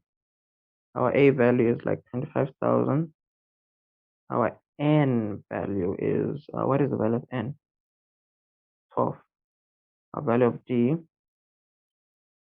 is common difference, right? That's like 3,000. Wow. So fortunately, this entire number can go in the calculator. So let's do that. In the calculator, 498,000. Those are the total number of people that came, you see. They told us each of them paid 25 Rand. So here you're going to have 25 times 498,000. In our calculator, 12,450,000. Yeah, that's okay. Let's move on to question 9. Question 9 here says a sports scientist is looking at ways to throw a heavy object further. The diagram below shows the two throws and models. No, the diagram below shows the two throws and models them on a parabola. Says if the first throw starts at O, it reaches a maximum height of H. The second O, no, it reaches a maximum height of H and ends at M. So remember, this is a parabola. It means that H is in the middle of O and M. Don't forget that, because a parabola is symmetric or symmetrical. The second throw starts at O, highest it goes as A, furthest it goes as N. So the middle here is the middle of O and N. Okay, for 7 marks, if the second throw is 2 meters further than the first throw, then what are the coordinates of H? So if the second throw is 2 meters further right, asking for the coordinates of H. So this is what we can do. So firstly, well, let's read that again. If the second throw is 2 meters further than the first throw, then what are the coordinates of H? So you don't have to panic with this kind of a question. Just get as much information as you can on the sketch. So obviously this is where IB question paper sort of like goes into like Super Saiyan mode or something. Because yeah, 7 mark questions, they're just a bit uncommon in caps, but that's just the difference really, in my opinion. But the level of thinking more or less the same. So here, what you can do first off is use variables. What you know is this is 0. Whatever the x value is here, you can label it x. Whatever the x value is in the middle here, you can label it half x because it's in the middle. So if this is like a 4, this is like half of that, which is a 2. They say this is 2 units further, so you can label this x plus 2. So the key thing is when you work with stuff in your maths, always try and use the same variable, and then you'll be good. So if this is x plus 2, it means that in the middle of n here, you have x plus 2 divided by 2. So you now have an expression for each x value. You have the expression for x value here, x value here, x value here, x value here. So we had chosen to make this x first because, I mean, we can, you see? And then here we just know it's half of that. And then after that, let's see, this is x, right? And then half of that. And then here, this is x plus 2 and then half of that. So let's see what we can now do. So all things considered, or all things said, let's now even look at the question again, because they're now, what did they ask us? They said if the second throw is 2 meters further than the first throw, then what are the coordinates of H? So since this is a parabola, what you can think of is the equation of a parabola to a certain extent. So an equation of a parabola, what we do know is the equation of a parabola looks something like this. Y is equal to ax squared plus bx plus c. So this factorized will always be a x minus x1, x minus x2. And then all that being said, right, what you have to consider is this is the x-intercept, the first one, this is the second x-intercept, this is your value of a. So this is our parabola. Our first x-intercept is a 0, right? Our other x-intercept is just x. So if you put that into your equation here, you'd have a, and then here you'd have x minus 0, and then x minus x, you see? So that's what this is. The only thing is our y value of h here. Let's see what the y value of h is. Whatever the y value of h is, right? We don't know what it is. But fortunately, we have a, so we can use that. Yeah, it looks like A is more useful. It looks like the other equation is more useful. If we can get the other equation and somehow get X, I think we'll have something to work with. So here, let's just leave this for now because it's really not helping much if we're thinking of working with H directly. So which is how you want to also think of your maths questions. When you work with something that has no information, it's not going to get you much. So try and use something that has information. So it looks as though if we can get information of the larger parabola, we'll get X eventually. And if you get X here, it's good because if you have X here, you have this X value, you have this X value also. You'll have the turning point, and then you can easily then get the equation. So let's do that.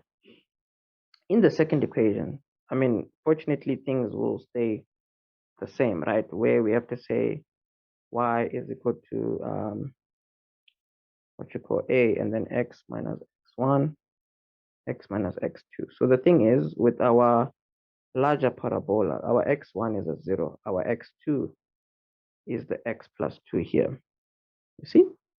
So let's throw those into our equation so far and see what comes out. Remember, we're trying to see if we can get its equation or more information. A stays a, x minus 0, x minus x plus 2, right? So remember, don't find yourself making the mistake of working this out algebraically, because I mean, like in our case here, let's actually make this, you know, a random variable so that we don't find ourselves making a dumb mistake. Let's just label this like Tn, and then we put n here and n here for the sake of not using the same variable multiple times. Otherwise, it's going to be a problem. So in our situation here, the Tn is just representing a coordinate, you see. So this is just coordinate. So fortunately, we have a coordinate that the graph passes through. It is the 4 and 2 here, x value 4, y value 2. So 4 equal to a, 2 minus 0, 2 should multiply the negative. That's like negative x, negative 2. 2 minus 0 is just 2, right? So this is like a times 2. 2 minus 2 is a 0, so you have minus x here. But then, yeah, that's what we are getting, you know? So we have two variables in this expression. So it's like 2, negative 2ax actually. Then you have a 4 here. We could isolate what? Well, that's kind of weird here. Let's just divide by negative 2 on both sides and see negative 2 here, ax. So we have an equation that is a and x. Let's see if there's anything that can get us more information. Oh, baga.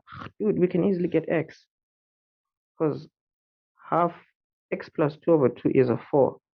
Because this is the x value. Yeah, this is what we can use to get x, you see. So that we eventually get a from what we're doing here. So yeah, no, all hope is still there. All hope is still there. So let's just carry on with what we're doing here. So here where x is, let's just solve it, you see. Times 2 times 2. There's a 8. X plus 2. 2 goes over. 8 minus 2 is a 6.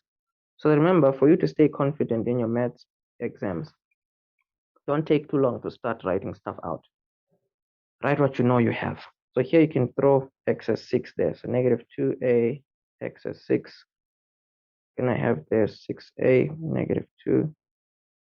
I don't even know why I'm carrying on doing all this, getting the equation of the larger. So larger, it doesn't seem like we need it actually, but let's just quickly finish it and just see what we can then do. So if we have the full equation of the larger one, I mean, all we actually needed was x. I feel like this was all unnecessary, to be honest.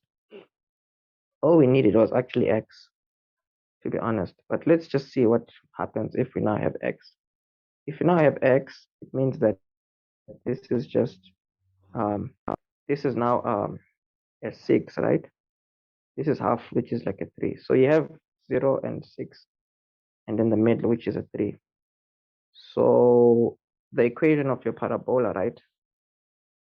You can actually, yeah, this is what you can do. You can say y is equal to k, x minus x1, x minus x2. The thing is, we have the x1 is clearly a 0, the x2 is clearly a 6.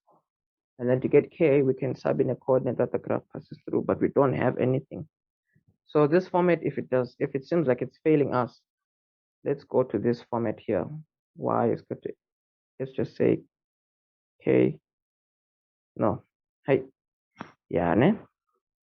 Ax squared plus bx plus c. Now the big idea here is we may want to use different variables like we said. So let's just see here, t, yo, bro, come on. I'm trying to not use the same variables twice and all that, but to be honest, all this here it looks like it was unnecessary because this is all getting the equation of the other graph, which we don't need. All we needed from the other graph was what we wrote here to get a value of x. So as long as we got our value of x here, well, okay, we might as well just use it to get what we want. So as long as we have x here, what we can do is the equation of our parabola, we can say y is equal to ax squared plus bx plus c. So we need a, b, and c. Fortunately, c we already have.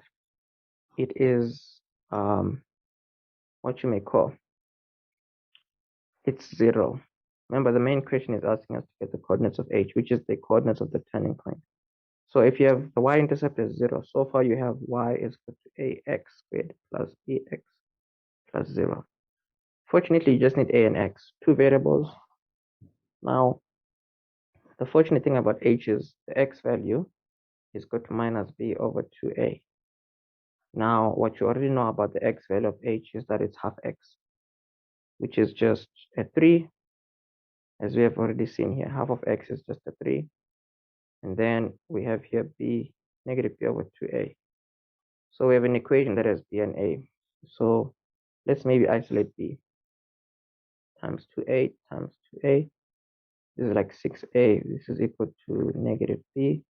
Divide by negative, that's like negative 6a, which is a b here. So all this being done, right? We have b now. So obviously,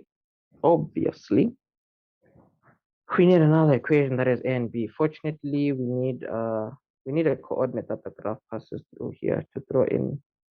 We can throw in one of the x. One of the x-intercepts, which is the 6 and 0. We can throw in that coordinate here. So y value is a 0, x value is a 6. Let's see here, b times 6, right? So this is like 6 squared, which is like 36. 6 times b is like 6b. That's a 0. Let's isolate b here. Minus 36a equal to 6b. Divide by 6 on both sides. Our value of a is a negative 6a. Getting the same darn thing. Bugger. Oh well, so I guess we do know that we have something. We just have to find out what we can do to get the other set of equation. Yo, come on, man. I feel like I'm having a blown moment now. This is also a point that the graph of h also passes through. So the other parabola also has this coordinate. Like, wow. So that makes our life so much easier because we, instead of us throwing in 6 and 0 here, we can just throw in the 4 and the 2 also. And then we'll have another equation that is a and b. So the x value here, we said we can throw in, what other x value can we throw in now? We said 4 and 2, so let's see here. X value is a 4, y value is a 2. You see, we're throwing it into the equation of the parabola because the x value here is a 4, y value is a 2. Solving for x here, or solving for a and b, we have 16a plus 4b and the 2. Making b the subject of the formula, you have 2 minus 16a divided by 4 everywhere. So what we get, you have a quarter, 4 minus 4a equal to b. Make the b's equal to each other. You have a quarter minus 4a equal to negative 6a, right? Negative 6a plus this is going to give you a negative 2a. You see. And then here you have yo. What is going on? It doesn't look like it wants to work out nicely. Now this is a half, bro. Come on, man. A half, man. Come on, bro. I'm making dumb mistakes like this when we're close. Yeah, this is a half. Thank you. So a half, then I need to divide it by -2. So dividing it by -2 gives a -1/4. That definitely works fine because now our value of b, we can say -1/4 here. This is going to give us a +6/4, of which b, yo, what is the value of b? What is the value of b? Hi, b is going to be like 3/2.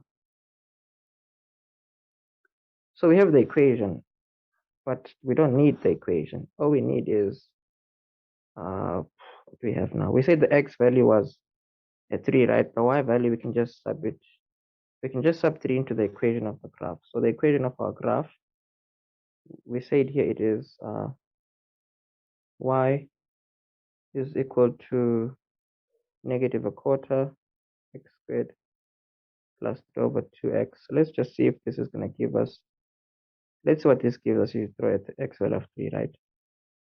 3/2 x value of 3. So from here, 3 squared is going to give us a 9. So that's like -9/4. And then here 3 times 3 is like 29 again. Wait, whoa. What's going on here? Sure. 3 times 3. Oh no, this is going to be 9/2. So you're going to multiply by 2/2 here. You're going to get yourself -9 plus 18/4, which is like 9/4. That's the y value of h. So therefore h, x value is a 3, y value is 9/4. Whew. Yeah. So you can see we kind of went in a circle a bit, but this is to give you the idea that when you do your math questions, you just need to have rhythm. If you can at least have rhythm, you're good.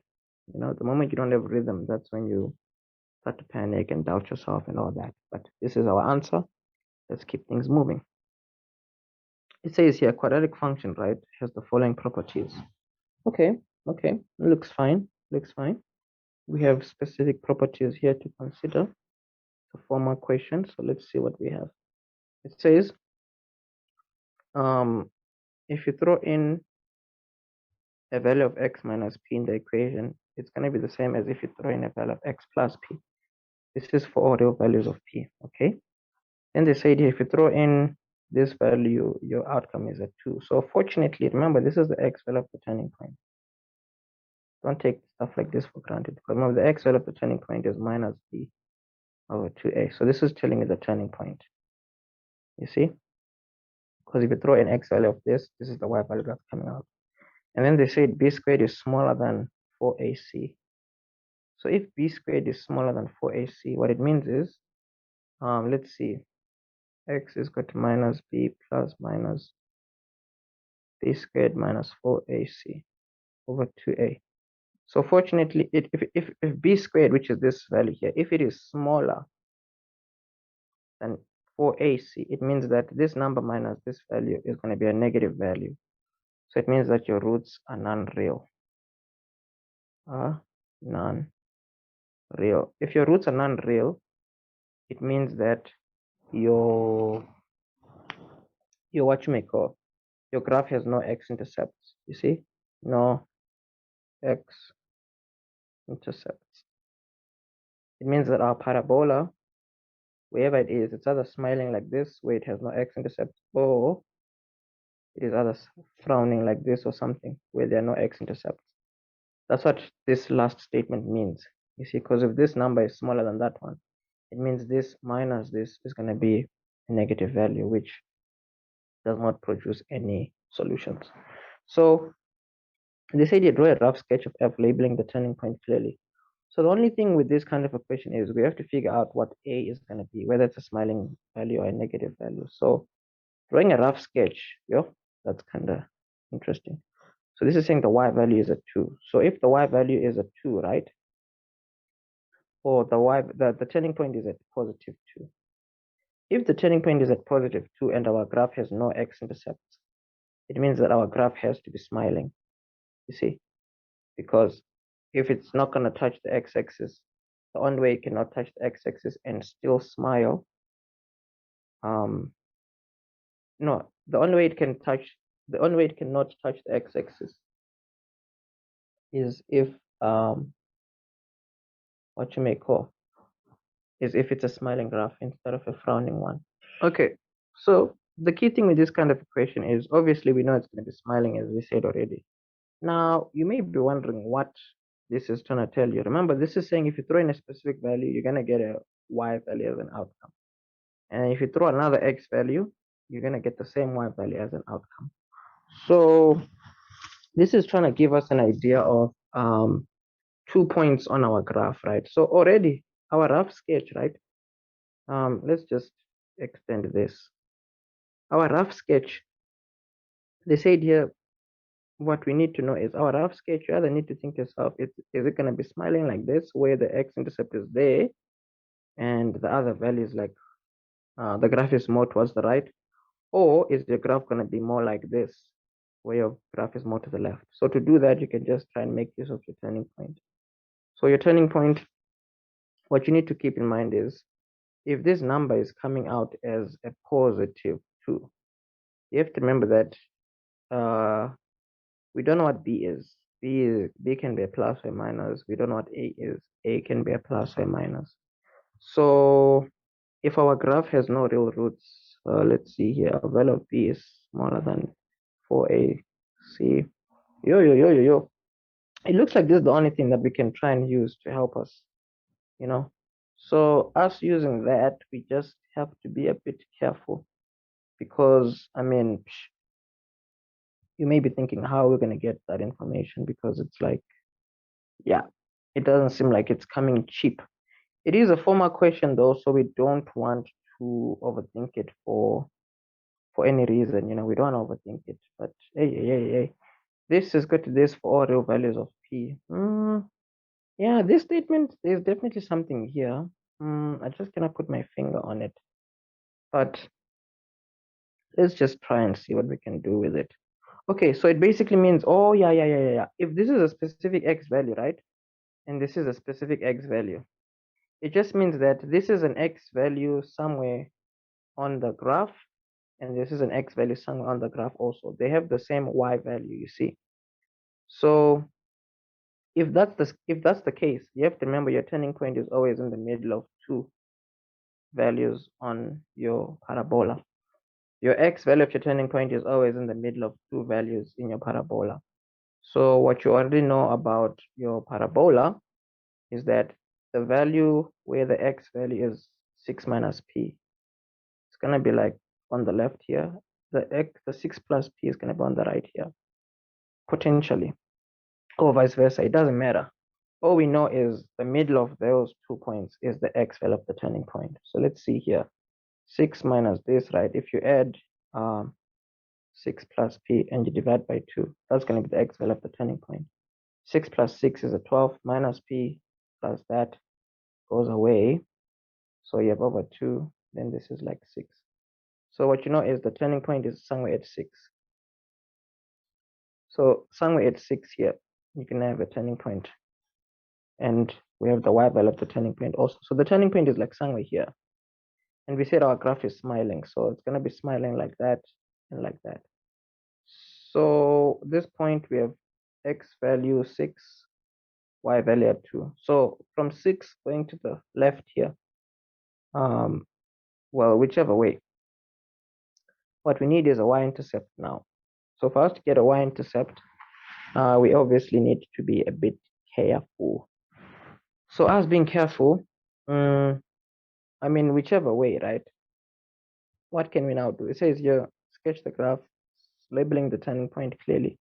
So all we have to do is to label the turning point. I'm like, they didn't say anything about labeling anything else. So we might as well just label the turning point, because that's the only thing that they want us to label, really.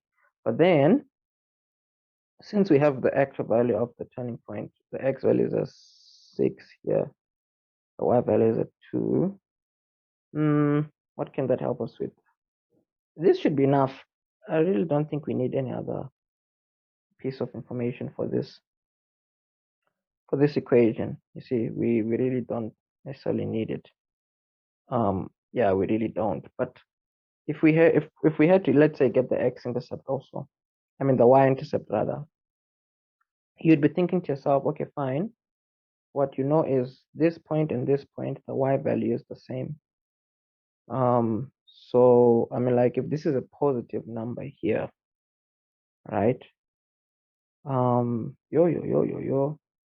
P, this and this. If P is a positive, I mean, judging from the question, they only ask for the labeling of the turning point and our shape. So we have our shape labeled the turning point. This should be good enough. This really should be good enough because you only need the y value of the turning point, the x value of the turning point, the shape, and your y-intercept needs to be above the turning point. So those are where you're going to get your marks. If you do find a value for this, I guess that's just a bonus, but for now, it's really not necessary. So let's move on. Let us see. Question number 10 here. What does question number 10 say? Question 10 says, in the diagram below, you have a cubic function, and then you have a straight line graph. They said F and G intersect at A. And then it looks like we have another line.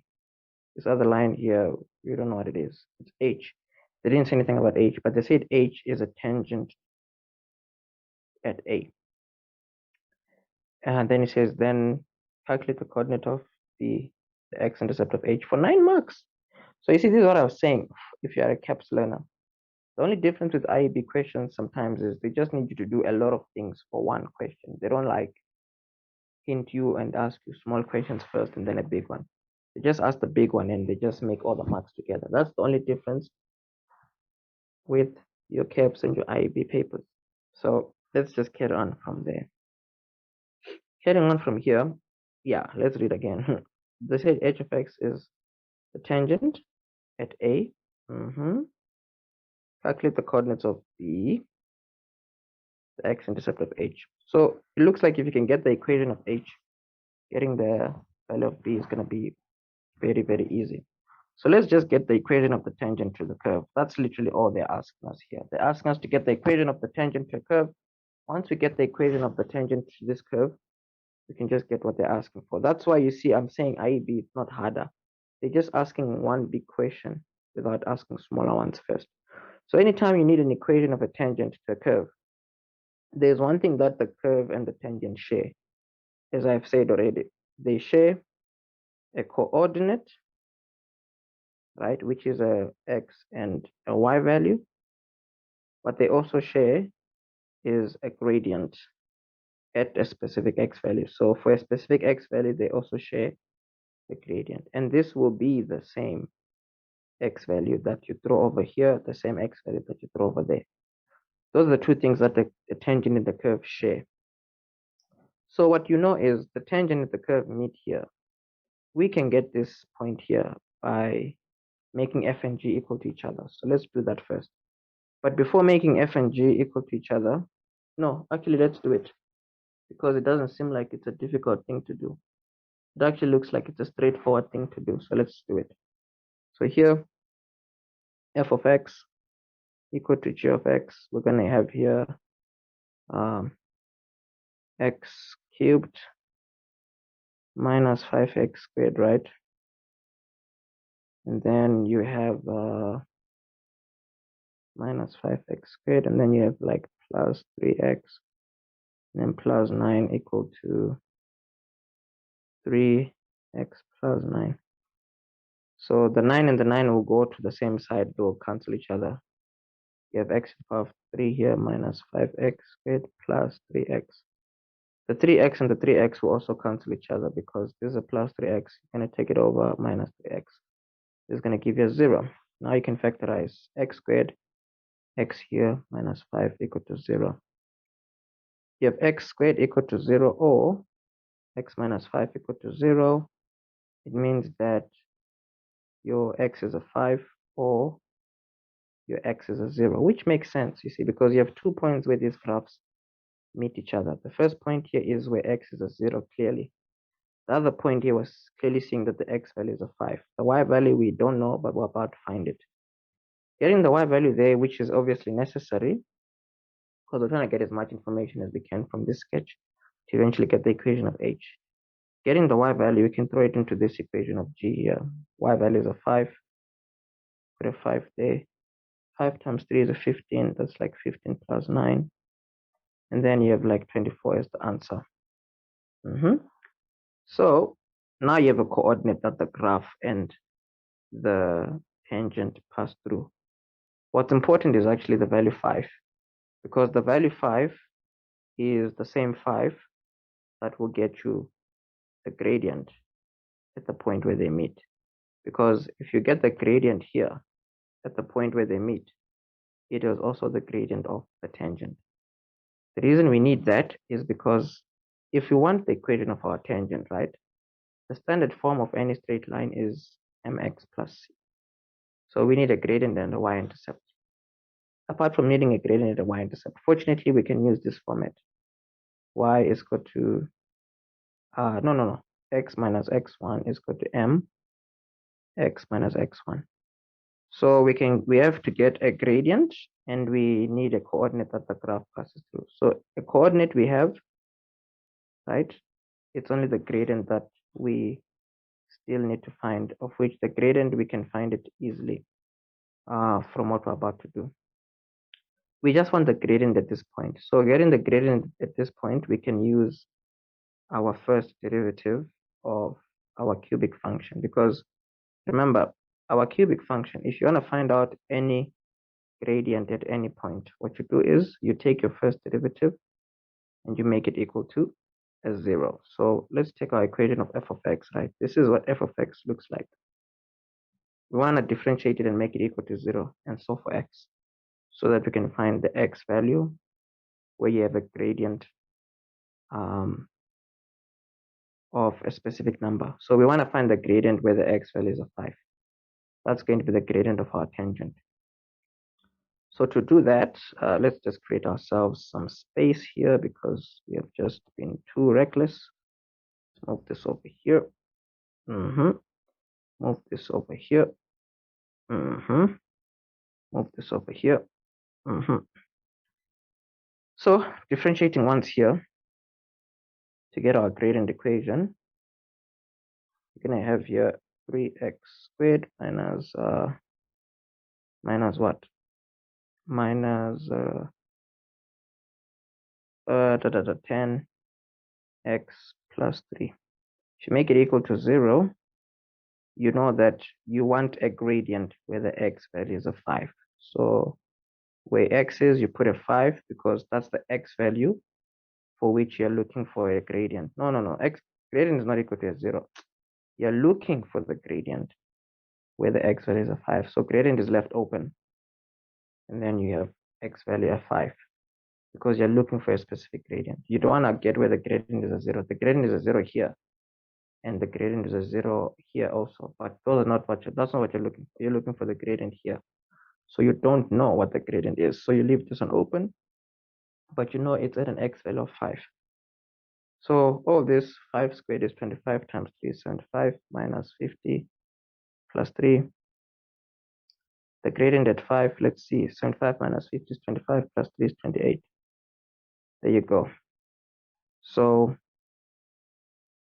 does that make sense? Yep, we have our gradient there.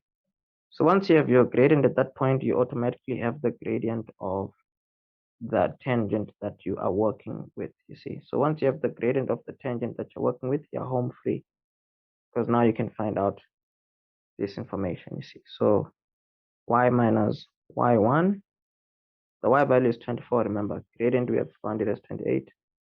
X value, we got it as 5. So this is going to give you the equation of your tangent. So getting the equation of your tangent, 28x minus, it's a big number, eh? Let's just break it what? I need a calculator. Calculator, help me please, because I don't want to do mental math. Let's see, 28 times 5, right? 28 times the 5 there, going to give you 140. Negative 140. Then this is y minus 24. the 24 goes over, you would add it, right? So you adding it, you'd have 28x negative this plus this, right, gives you a negative 116. There you go. So this here, you want to get the x-intercept. So you make y a 0. So y becomes a 0 here. 28x minus 116. This is like positive 116. And then this is 28x.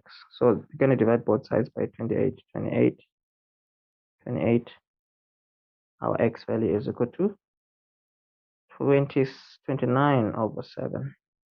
So yeah, that is quite a distinct answer, but you can see that our question is definitely does not pulling any punches, but it looks like an equation. You can see that that's what I'm trying to say with IEB. IEB, they just ask one big question all at once instead of like leading you on by asking things like they could have easily maybe caps would have maybe said get a coordinate of A as one question. Then caps would have said get the equation of the tangent only, and then they'll make that a 4 and a 5 mark question. But here IEP, they just put it all together. That's the difference. You see, you can see none is harder than the other. But anyways, you have x, they want the coordinate, right? So you have to say therefore x value and then y value. That's the coordinate of B as they are asking. So it is all good. Let's move on. They said here B, it says the following information is given, right? You have this is a first derivative. So this is a gradient equation. Now it says here in the original equation, right?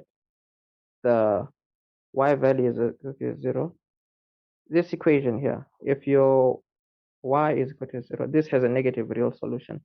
So whatever this is going to sketch a parabola, which is the first derivative. It means the original equation is actually a cubic function, you see. Ax cubed plus bx plus cx plus d. This is a parabola. It's a smiling parabola, you see. So these y values would be representing the gradients of this graph. Now they told us that this cubic function, right, whatever it is, it's a positive cubic function. It has one negative real solution. So what that means is if your first derivative is smiling, it means that your original graph also goes up, down, and then up again. So if it has one negative solution, it means that this is saying if you solve for x, right, and you make y as 0, your graph is only going to touch the x-intercept once, and it's going to touch it on the negative side of your Cartesian plane. So you're going to have maybe something like this, where your graph does not touch your x-axis again. It only touches it once on the negative side. So this is a rough sketch of your image. All this is based on the theory that you need to know about all this work. Now, if you sort of like looking at what we're doing now and you're asking, bro, how did you just do all that? You can easily look at, for example, something that's on the main website, on the main YouTube channel rather. On the main YouTube channel, there is an application of calculus, playlist. In that application of calculus playlist, right, the one thing that is definitely clear there is there's a tutorial here. It says graph of the derivative of a function. You can see here, this tutorial, it basically touches on how the parabola, or how it touches on how if you have a cubic function, right, you can differentiate it and you'll have a parabola, and then differentiate it again, you'll have a straight line. And it basically talks about how all these are linked together. So you can watch that. But obviously, if these kinds of questions are also a bit difficult, right, then it means you need to sign up for the online courses. The online courses on the website, as of this recording, you have a huge sale of 99 Rand only. So obviously you can just hop on there. If you're in grade 11, this is going to help you also, especially if you're doing IEB, because the idea is 70 to 80% of all this work is grade 11 work anyways. This gives you access to all the online courses on our website. You can see here it's an application of calculus course, and it's on sale from the 23rd of October until the 7th of November, depending on when you're watching this. But anyways, this is what our rough sketch looks like without a doubt. For 4 marks, it said for what values of x is f of x, increasing. So your graph is always increasing where your y values are going up. So the two things that you have to look for is the two turning points. So what I mean by that is, if you're walking on this graph, as long as you're walking like upwards, the graph there is increasing. You see, you're walking upwards, so the graph is increasing. Here also you'll be walking upwards, so the graph is also increasing. So it's increasing from your one x value of your turning point to the other x value of your turning point. So we may not know where the y intercept is, but let's just leave that out for now. So this is where your first derivative is going to come to bail you out, because clearly we need the turning points. Fortunately, to get the x values of the turning points, we need the first derivative, and you need to make it equal to a 0. So let's make our first derivative equal to a 0. The reason why we're making our first derivative equal to a 0 is because we need the x values of our turning points. If we get the x values of our turning points, we can say the graph is increasing from this x value going to the left and from this x value going to the right. So let's solve for x. The 4 can go over. At this point in time, you have to be careful to definitely put the plus and the minus when you put stuff in under a square root. Otherwise, you will not get two answers, and that's going to be a problem, you see. So here, your two answers, you have to start one where you use a positive 2, the other one where you use a negative 2. So that being said, the one goes over, you have x as a 1. The one goes over, you have x as minus 3.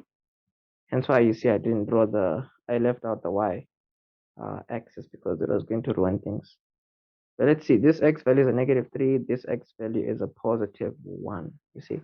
So answering your question is definitely going to be a bit easier because of that knowledge that you have, you see. So here you're going to say your x values are smaller than negative 3, or those same x values are bigger than 1.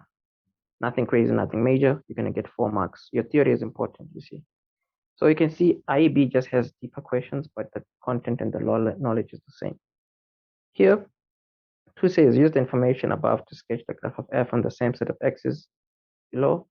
Label the x values of the turning points and the x value of the point of inflection. So the x value of the point of inflection is just an x value that is in the middle of our 2x turning points.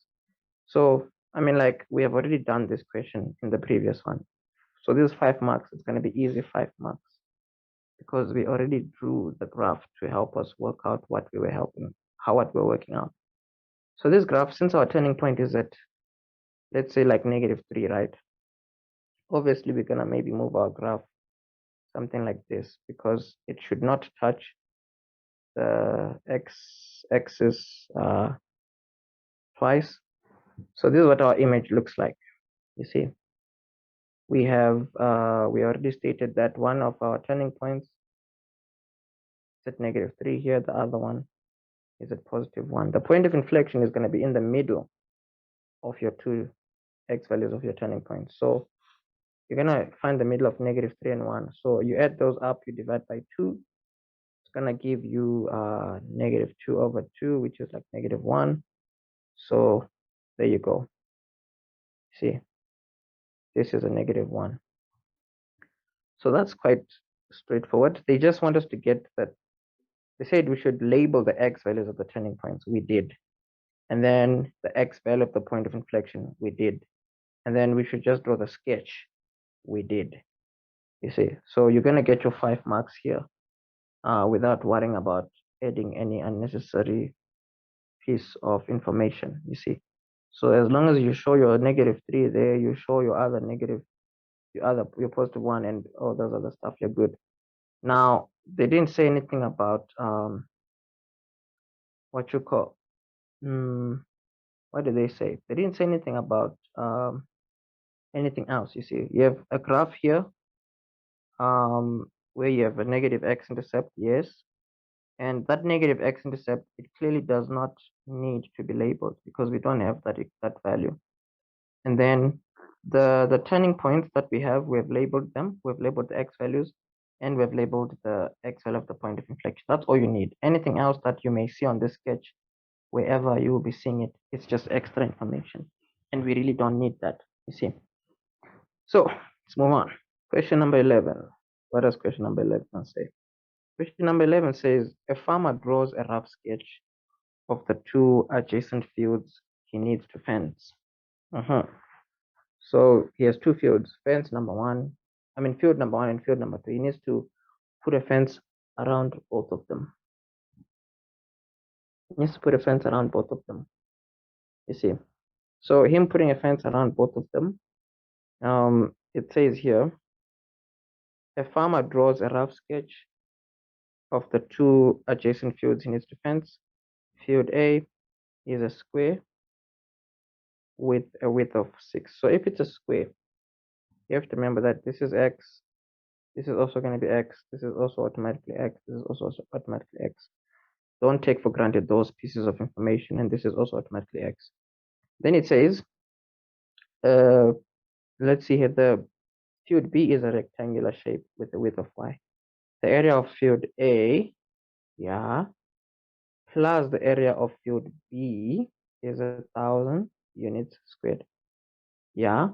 Then he says here NR, which is from N going to R, is the only fence that is shared by both field A and B. Then he says write y in terms of x. That's a very easy question because you have the area of field A, right? Which is just going to be, let's see here, area of A is just x times x, which is x squared. The area of B, they told us it is just y times x. The thing now is, if you add them up, you get 1,000. So x squared plus xy is 1,000. The reason why I say this was a straightforward question is because anytime they want you to write down something in terms of another variable, it means you need an equation. Now your own description has given you an equation here, so you use that equation to get something in terms of x, as in a value of y in terms of x. So what you do is you can isolate, it looks like, let's see, what can you do here? You can take the x squared to the other side, it becomes a negative x squared. Divide both sides by x afterwards. You can have y is equal to 1,000 minus x squared over x. If you want to simplify, you can have 1,000 over x minus x, because x squared divided by x is going to be x, and then y is here. So you have your equation in terms of you have your equation of y in terms of x. It's quite a straightforward example here. So you need to know how to do these kinds of things very easily. Otherwise, your life is going to be a bit hard, but all this is nice. It's okay. So here they now said calculate the value of x so that the minimum amount of fencing is used. So this question and the previous one, they could have just made it a one equation for 8 marks because that's the nature of IEP. But fun enough, they've split it up. That's very interesting because that's what CAPS would have done. But you can see there's really no difference in the syllabus. Everything is the same. The level of intensity is literally also the same. We have all the proof here. Anyways, so if you're going to work out the value of x where the fencing is a minimum, what you need is, if you need the minimum of something, you need an equation of whatever they're talking about. So we need an equation for us to see how much fencing is needed. Once we have that equation, right, that will give us the fencing needed. We take that equation, we get its first derivative, right? We get the first derivative of that equation, and then we make it equal to 0. That's what we do. We need an equation for the amount of fencing needed. We differentiate it, we make it equal to 0. So the amount of fencing needed here is obviously going to be x plus x plus x plus x plus x here, plus y, and then plus y. So that's the amount of fencing needed, you see. So let's start there, the fencing needed, right? The fencing is going to be equal to 1, 2, 3, 4, 5x, and then plus 2y, you see, 5x plus 2y. Now this equation, you're better off having it in terms of x. so that you can differentiate it and equate it to 0. This is where this comes in, you know. So wherever you see y, you're going to throw there 1000 over x minus x. And that equation is going to be in terms of x now. See, so 5x plus 2. And then you have this here in brackets. Put that there. And then here, you have the 5x. If you multiply inside, right, you're going to have 2000 over x. Multiply again, you have negative 2x. This is f of x. The fencing, this is the equation for the fencing. If you simplify it, you can have 3x plus 2000 over x. Now you have an equation for the fencing needed. Remember, we said you can now get its first derivative, make it equal to 0, and so for x. That's the way you do these kinds of questions. So before you differentiate this, you have to put it in a format that we can actually differentiate. So to do that, anytime you see a fraction like this one, right, you have to take this x to the power of 1 next to the 2000. But then when you do that, the exponent has to become a negative. You see, this has not been differentiated. You have just simplified. When you now differentiate, now you need to show the symbol here. You see, the first derivative symbol. You see, the first derivative symbol. Now let's differentiate. 1 times 3 is a 3. 1 minus 1 is going to be a 0. X to the power of 0 is a 1. Here, negative times 2000 is negative 2000. Moving 1 from the exponent, you're going to get a negative 2. Now this, you need to make it equal to 0, you see. 3 minus 2000, x to the power of negative 2. Fortunately, you don't have to worry about the negative 2 there. This can just go over to the left side. It becomes a positive 2000 to the power of negative 2.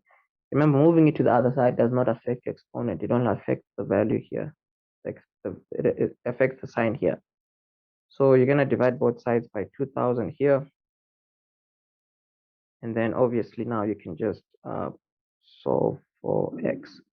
Solving for x here, you just need your calculator. Because in your calculator, all you need to do is you literally just need to, you can literally just put a negative. You can just do this in your calculator. Now, okay, an easy way is you can actually, there's a 1 here, right? You can take this value under the 1. The exponent becomes a plus. And then since you want to solve for x, you can now just cross multiply. You have 2000. This times 3 is that.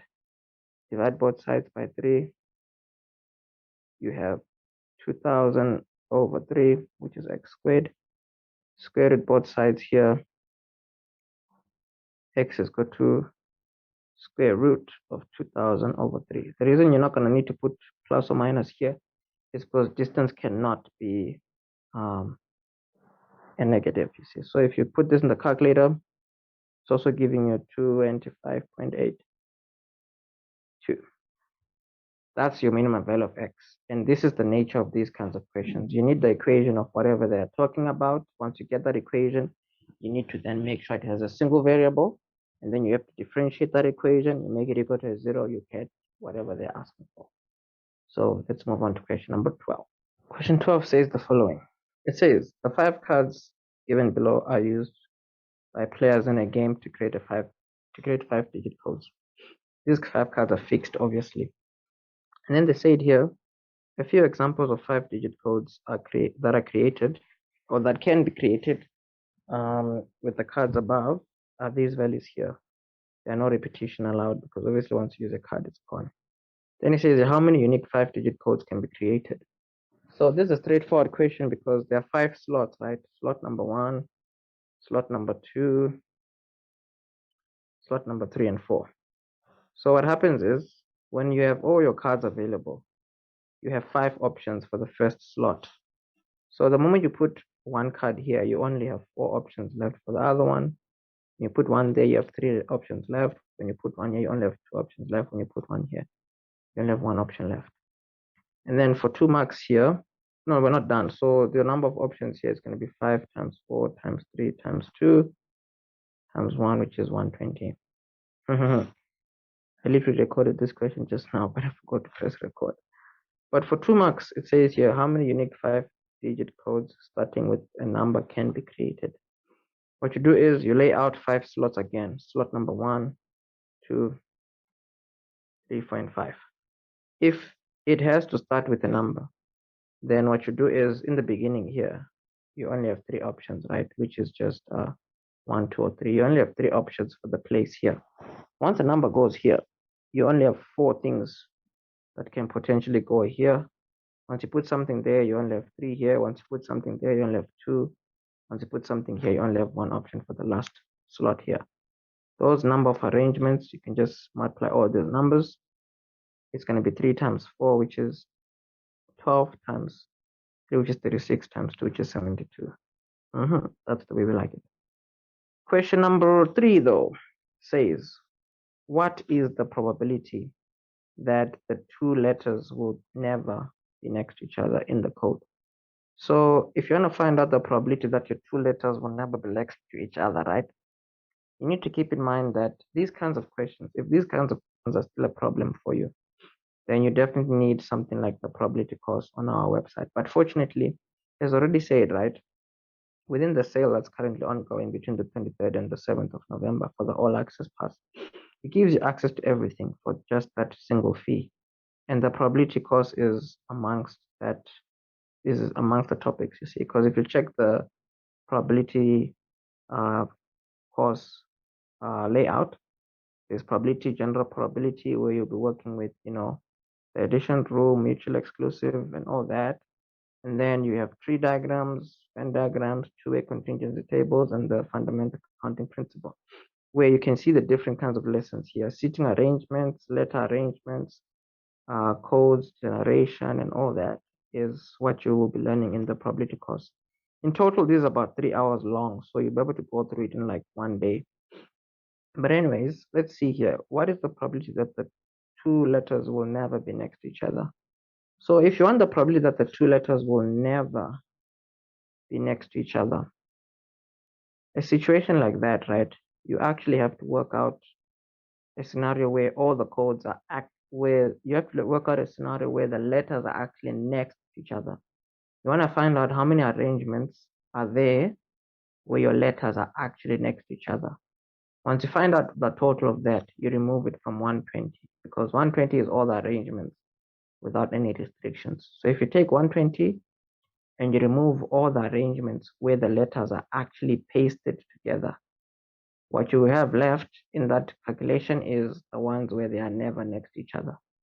You see, because if you take all the arrangements minus the ones where A and B are together, your remainder is where A and B is not together. So let's see where the number of arrangements where A and B will be next to each other, because those are the letters in the codes. So what you do is you visualize your A and your B pasted together, right? Now, the number of arrangements where this is pasted together, you can technically arrange your values here in 1, 2, 3, 4 factorial ways. These two that are pasted together, they can only be arranged in 2 factorial ways. So that being said, the total number of arrangements here is 2 factorial times 4 factorial, which is just going to give us 48. So these are the arrangements where the A and the B are next to each other. You see? So now to get the number of arrangements where the A and the B are not next to each other, you're going to say 120, right, minus 48. You're going to get a total of, what is this here? I think you're going to get 72. Yeah. So now you're going to know that the number of arrangements where they are never together, it's 72 options out of a total of 120. So that being said, this is the probability that you get A and B never together, because it's 72 of options like that over a total of 120. This simplified is just 0.6.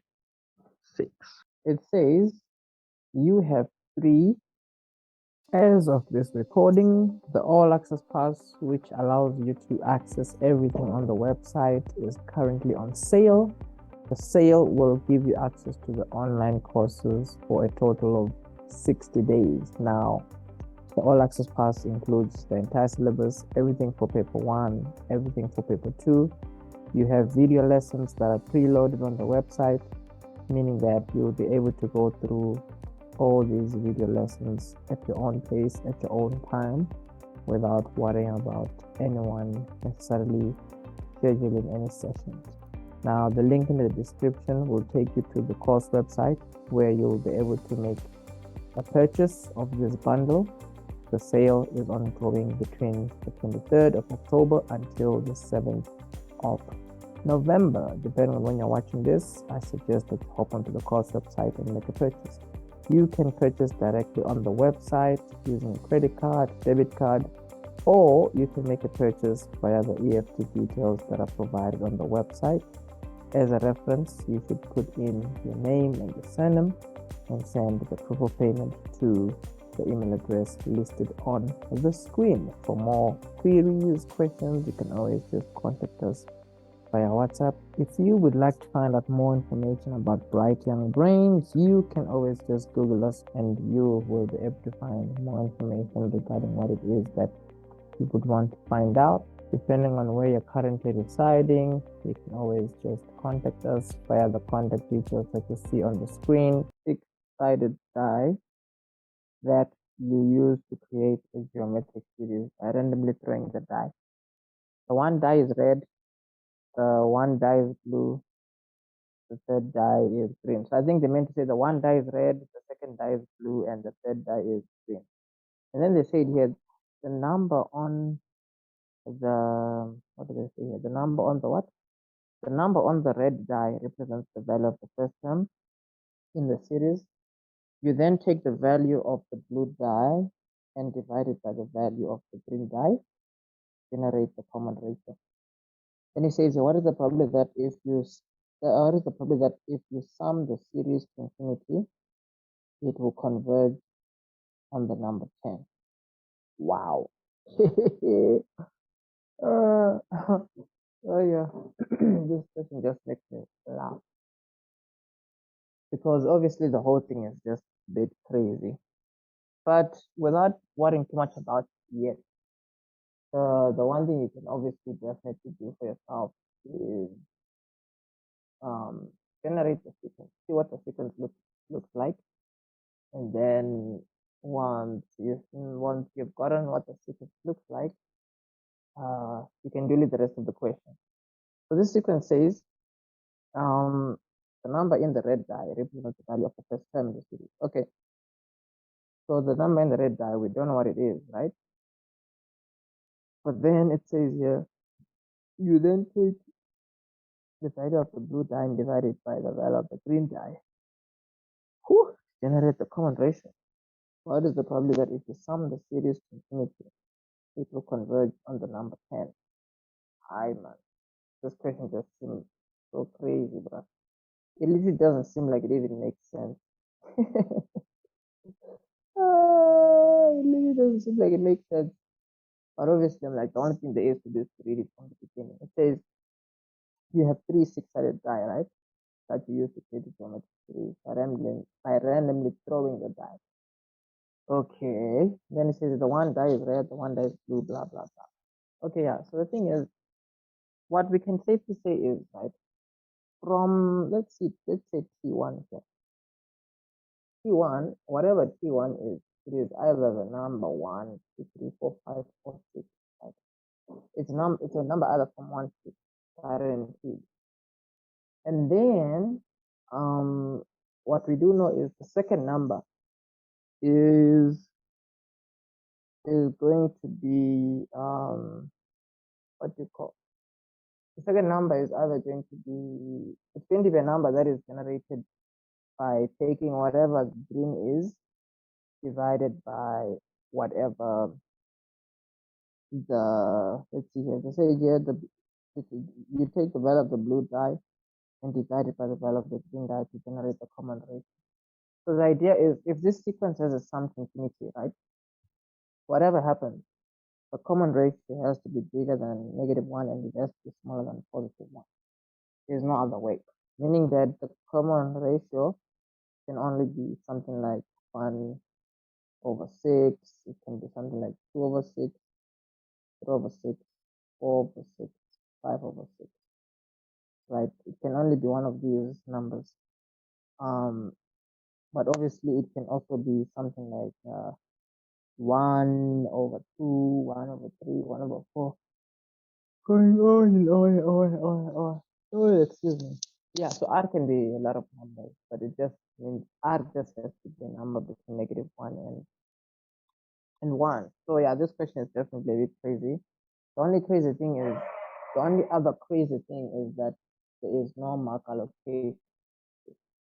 There's no mark allocation. The mark allocation is what is this? Is left out, of which the mark allocation would have made life a bit easier. Like literally. So there's that. Yeah, this is just crazy, bro. Anyways, so I've only just looked at this question for like a few seconds, and without overthinking it, I think the idea is to just work backwards.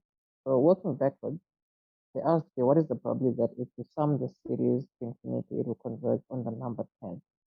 So what we already know is if your sum to infinity is 10, right? This is what we have. Your sum to infinity is equal to 10. If your sum to infinity is equal to 10, just redo this nicely. Sum to infinity equal to 10.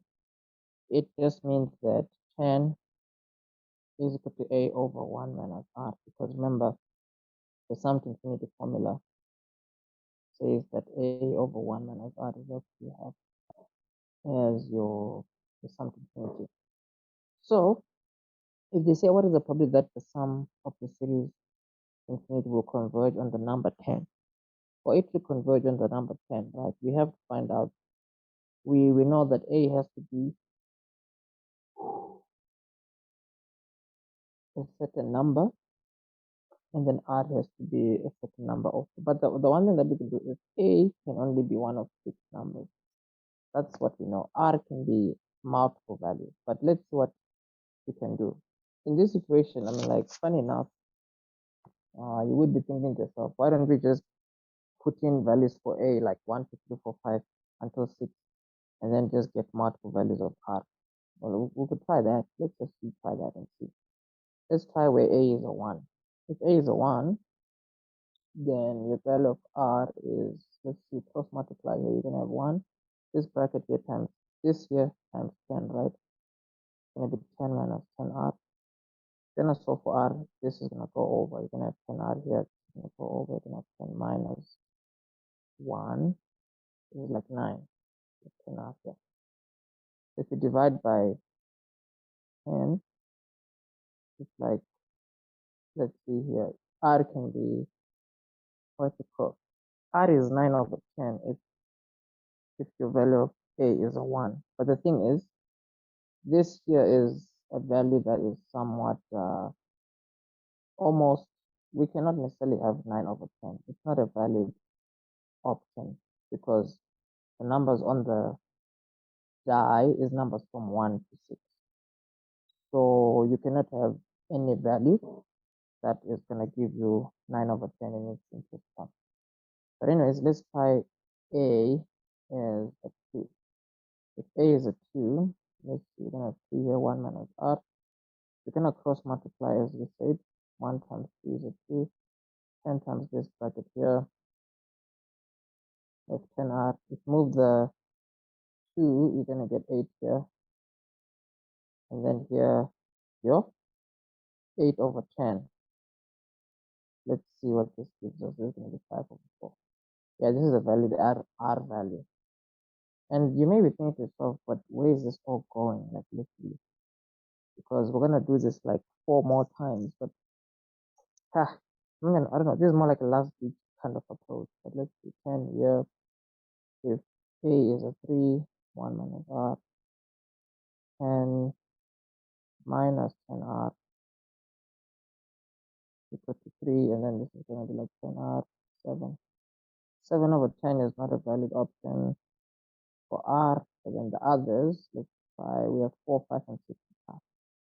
So if A is a 4, let's see what this gives us. 10 minus 10R is equal to 4.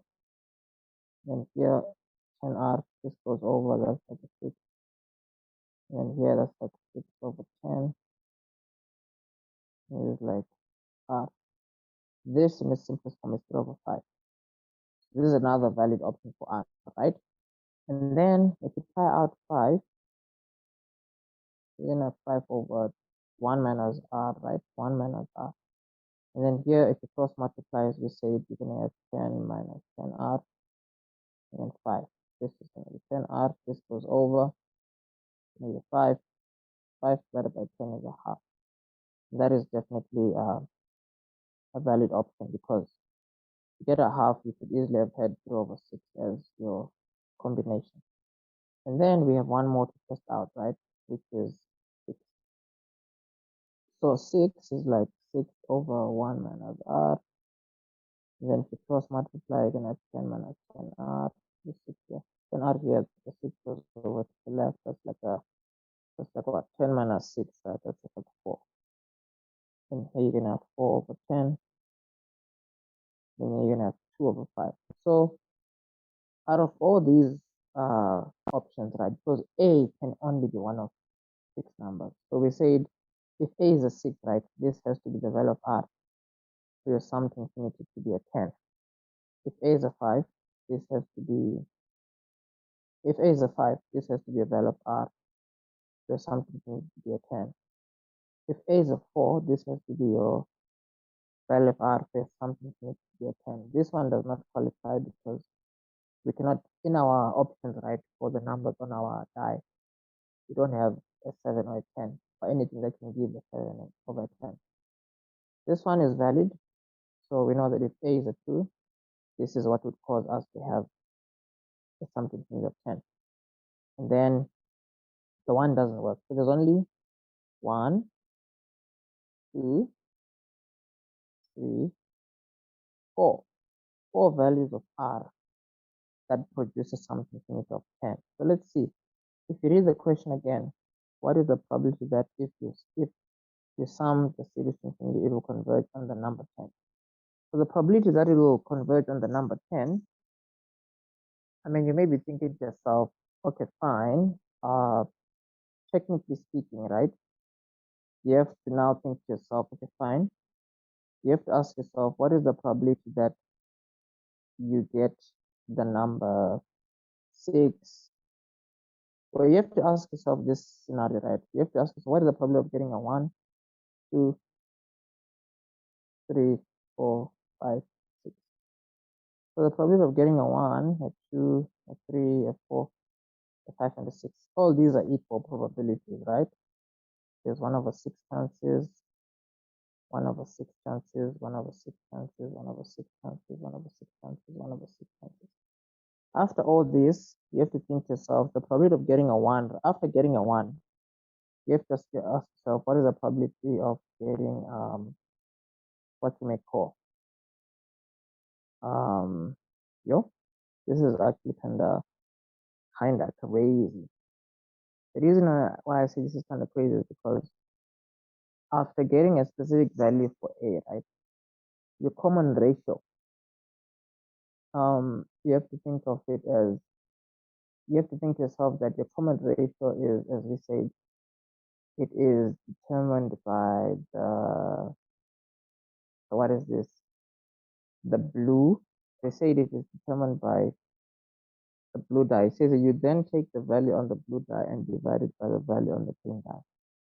So the thing now is, we would need to be asking ourselves, okay, fine, after getting, oh, the options are all these numbers here, 1, 2, 3, 4, 5, 6.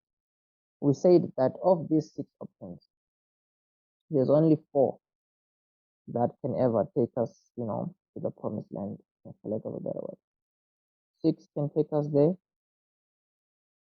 5 can take us there, 4 can take us there, and then 2 can take us there.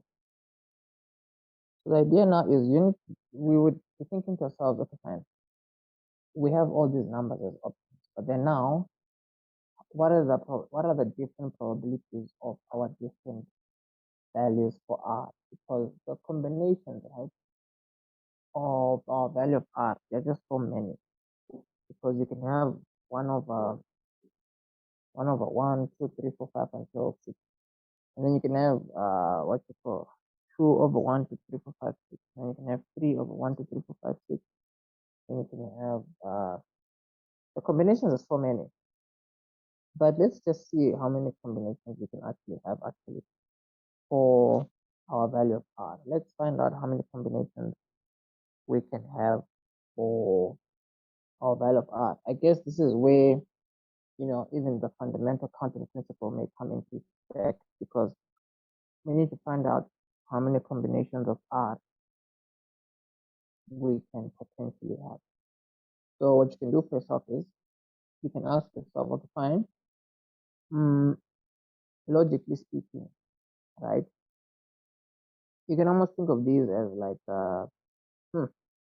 yeah, this is good. This is actually kind of crazy, because you wanna think to yourself, fine, you can have 1 over 1 to 3 over 5, 6, 7, 8, 9. I mean, you can have 1 over 1 to 3 over 5, 6. You can have 2 over 1 to 3 over 5, 6. You can have 3 over 1 to 3 over 5, 6. You can have 4, and then 5, and then the 6. And then you can have it the other way around, right? Where, no. Let's put it this way. The 1, right, you can have it over 1. You can have it as 1 over 1, 1 over 2, 1 over 3, 1 over 4, 1 over 5, or 1 over 6. And then a 2 can also be over 1. And then it can also be over 2, over 3, over 4, over 5, over 6. And then the same happens for the 3, and the same happens for the 4, same happens for the 5, the same happens for the 6. All these will get a chance to be over all these numbers from 1 going to 6, from 1 going to 6, from 1 going to 6. All these will all get a chance to become, they'll all get a chance to be over 1 going all this. So if you think of the total number of r values that we have, right? You can see here there's 1, 2, 3, 4, 5, 6 of them, and then there's 6 of them, right? And then there's technically 6, 12, 18, and then we have like 24, and then we have like 30, and we have like 36. So there's like 36 values of r that are possible. You see? Now, the one thing you want to think to yourself is you can either get 1, 2, 3, 4, 5, or 6, right? So after getting each of these numbers, say you got a 2. After getting a 2, there are 32 options, right, of r values. But regardless of us having 32 options, of those 32 options, there's only 4 that would no. Of those 32 options, right? The only one that would result in a sum infinite of 10 if you got a 2 is this one over here, which is like the 4 over the 5. And that 4 over 5, there's only one option like that out of 36. You see, there's only one option like that out of 36 that gives you a sum infinity of 10. So here, the 4 out of, let's see here, for a 2, right? We said 4 out of 5 will work. So 4 out of 5 will work, right? And the probability of getting that one is just 1 out of 36. Now, for the 4, we know that there's also a 1 out of 6. There's also a 1 out of 36 chances that we get 3 over 5. And then for the 5, there's also a 1 out of 36 chances that we get 3 over 36. Let's put this here. There we go, 3 over 36, right? Let's see here, 3 over 30, 3 over 6. There's only a 1 out of 36 chances that we get that. And then for the 6, if you got a 6 the first time, it's 1 out of 6 chances. But then now, for you to get a 2 over 5, for you to result in you getting a something to the 10, the chances of that happening, as we already also stated, it is just 1 out of 36. Now, the funny thing is, oh no, yo, I think this one we have to reconsider this one, because there are multiple options to get a half. This, I mean, there aren't really multiple options to get 4 over 5. This, there aren't really multiple options to get 3 over 5. This, there really aren't multiple options to get 2 over 5. But then for a half, I mean, there are different combinations. I mean, like 4 over 5 gives a half, right? And then 3 over 6 also gives a half. Let's see, 1 over 2 also gives a half. 2 over 4 gives a half. 3 over 6 gives a half. So for the half, there's actually 3 options, right? Out of the 36 that, no, I moved it, I changed the wrong one. For the half, there's actually 3 options, right? That will give you, what you may call a fraction of a half, because the idea here is the fraction that's a half, not necessarily the number 3 over 6. This number just has to be a half, because as long as that number is a half, it will work out. You see, as long as r is a half, it will what you may call work out. So that's what we need to keep in mind, right? That our value of r, there are multiple times that it can potentially be a half. But then for the others, there aren't really a lot of ways that we can get those particular values. But yeah, so from there, we need to think to ourselves, okay, fine. The probability that you get a 2 and then you get a 4 out of 5 as your common ratio, the probability of that happening is just 1 over of 6 times 1 out of 36. And then the probability of getting a 4 and then this value, it is just 1 out of 6 times 1 out of 36. The probability of getting a 5 and then this value is just 1 out of 6 and then times 3 over 36. The probability of getting a 6 and then this value, it is just 1 out of 6 multiplied by 1 over 30. So, all that being said, right, the probability of this happening plus this probability plus this probability plus this probability, we have to add them all up after putting all those values into our calculator. So just grab this calculator. This is actually quite a very, very interesting question. Kind of weird knowing that it's going to the what you may call the IG page, but it's fine. I mean, like, it is worthy. It is worthy. Just a crazy question. But anyways, 1 over 6 here multiplied by 1 over 36. This is equal to 1 over 216. So 1 over 216. And then we have here again 1 over 216. And here we also have 1 over 216. No. That one is not going to be 1 over 216. Only the last one also just going to be 216. 1 over 216.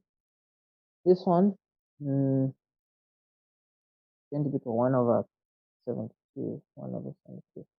So, yeah, after doing all this hard work, this answer seems quite interesting, but the logic behind it is all there, you know. So you're going to add up these probabilities. You see, 1 over 216, you have 3 of those, right? You have 3 of these ones. You have 3 of these ones, right? And then we're adding 1/72. So what does this give us? It gives us 1/216 times 3. Then we have here plus 1/20. That's going to be 1/36, which is quite awkward, but mathematics does not lie. So with all this being said, right, the probability that we get, I said here, what is the probability that if the sum to, what is the probability that if the sum of the series infinity, what is the probability that if the sum, or if you sum the series to infinity, it will converge on the number 10. So the probability that it will converge in the number 10 looks as though it is just 1/36. The reason for that is we said in the beginning, the probability of getting 1, 2, 3, 4, 5, or 6 is just 1/60. But then for you to then get a sum to infinity of 10, it can only be specific values of r's after specific values on your die for the first die. So with that being said, I mean, also because you're dealing with like different, when you say die, it's like a die but plural. But then the thing is, the point is, only 2 is the first number you get, and only 4 and only 5 and only 6 can potentially eventually get us a sum infinite of 10. But then for those numbers to do that, the value of r has to be a specific value. So we said for r, for this 2 to produce a sum infinite of 10, this is what the value of r has to do, and there's only 1/36 chances that we get that. And then for the 4, we said the value of r has to be this number, and then we can only get this number 1/36 times. And then for 5, for it to produce something of 10, the value of r has a half. Now for us to get a half, there are 3 options, 3 out of 36 options that we get a value of r of half. So 6, it has to go with this value of r. Now if we are to get this value as a value of r, this is the probability of getting that. So we say the probability of getting 2, 4, 5, and 6 is just 1/6, right? And then you have to multiply it with the probabilities of getting these numbers. So these are the probabilities of getting something infinite of 10, something infinite of 10, something infinite of 10, something infinite of 10. So you add up those probabilities, which gave us 1/36. So this answer is quite dope, quite cool. This could easily be an 8-mark question in an exam, in my opinion, because yeah, it is quite interesting. But yeah, man, it's a cool question. Cool question. So if you've gone through the full paper, big up to you. Now, obviously, all these kinds of tutorials that we have just laid out today, you need to do yourself a favor and sign up for the online courses on our website, because the online courses on our website are the kinds of courses that are going to make you exam ready. If you need any assistance, if you need any questions based on anything that we have just worked on, you can just hit me up on IG. There's actually an underscore in between the LE here. You can just hit me up on IG, and then I'll be able to respond whenever it is that I can respond. But for now, I'll catch you in the next video. Cheers. But obviously, if you need to get an idea of what kind of papers are on this past papers channel, let's just give an idea of the kinds of papers that are on this past papers channel. So obviously, Bright Young Brains is the main channel. And then we have here our past papers channel. On this past papers channel, you can see here the kind of tutorials that you have. We post regularly. You can see this was just posted 20 hours ago, 3 weeks ago, 3 weeks ago, 3 weeks ago, 1 month ago. But anyways, these are full papers from start to finish without leaving anything out. You have 2022 papers, 2018, June papers, 2021. You can just see what you will have there. Anyways, that's that from my side. I will catch you in the next video.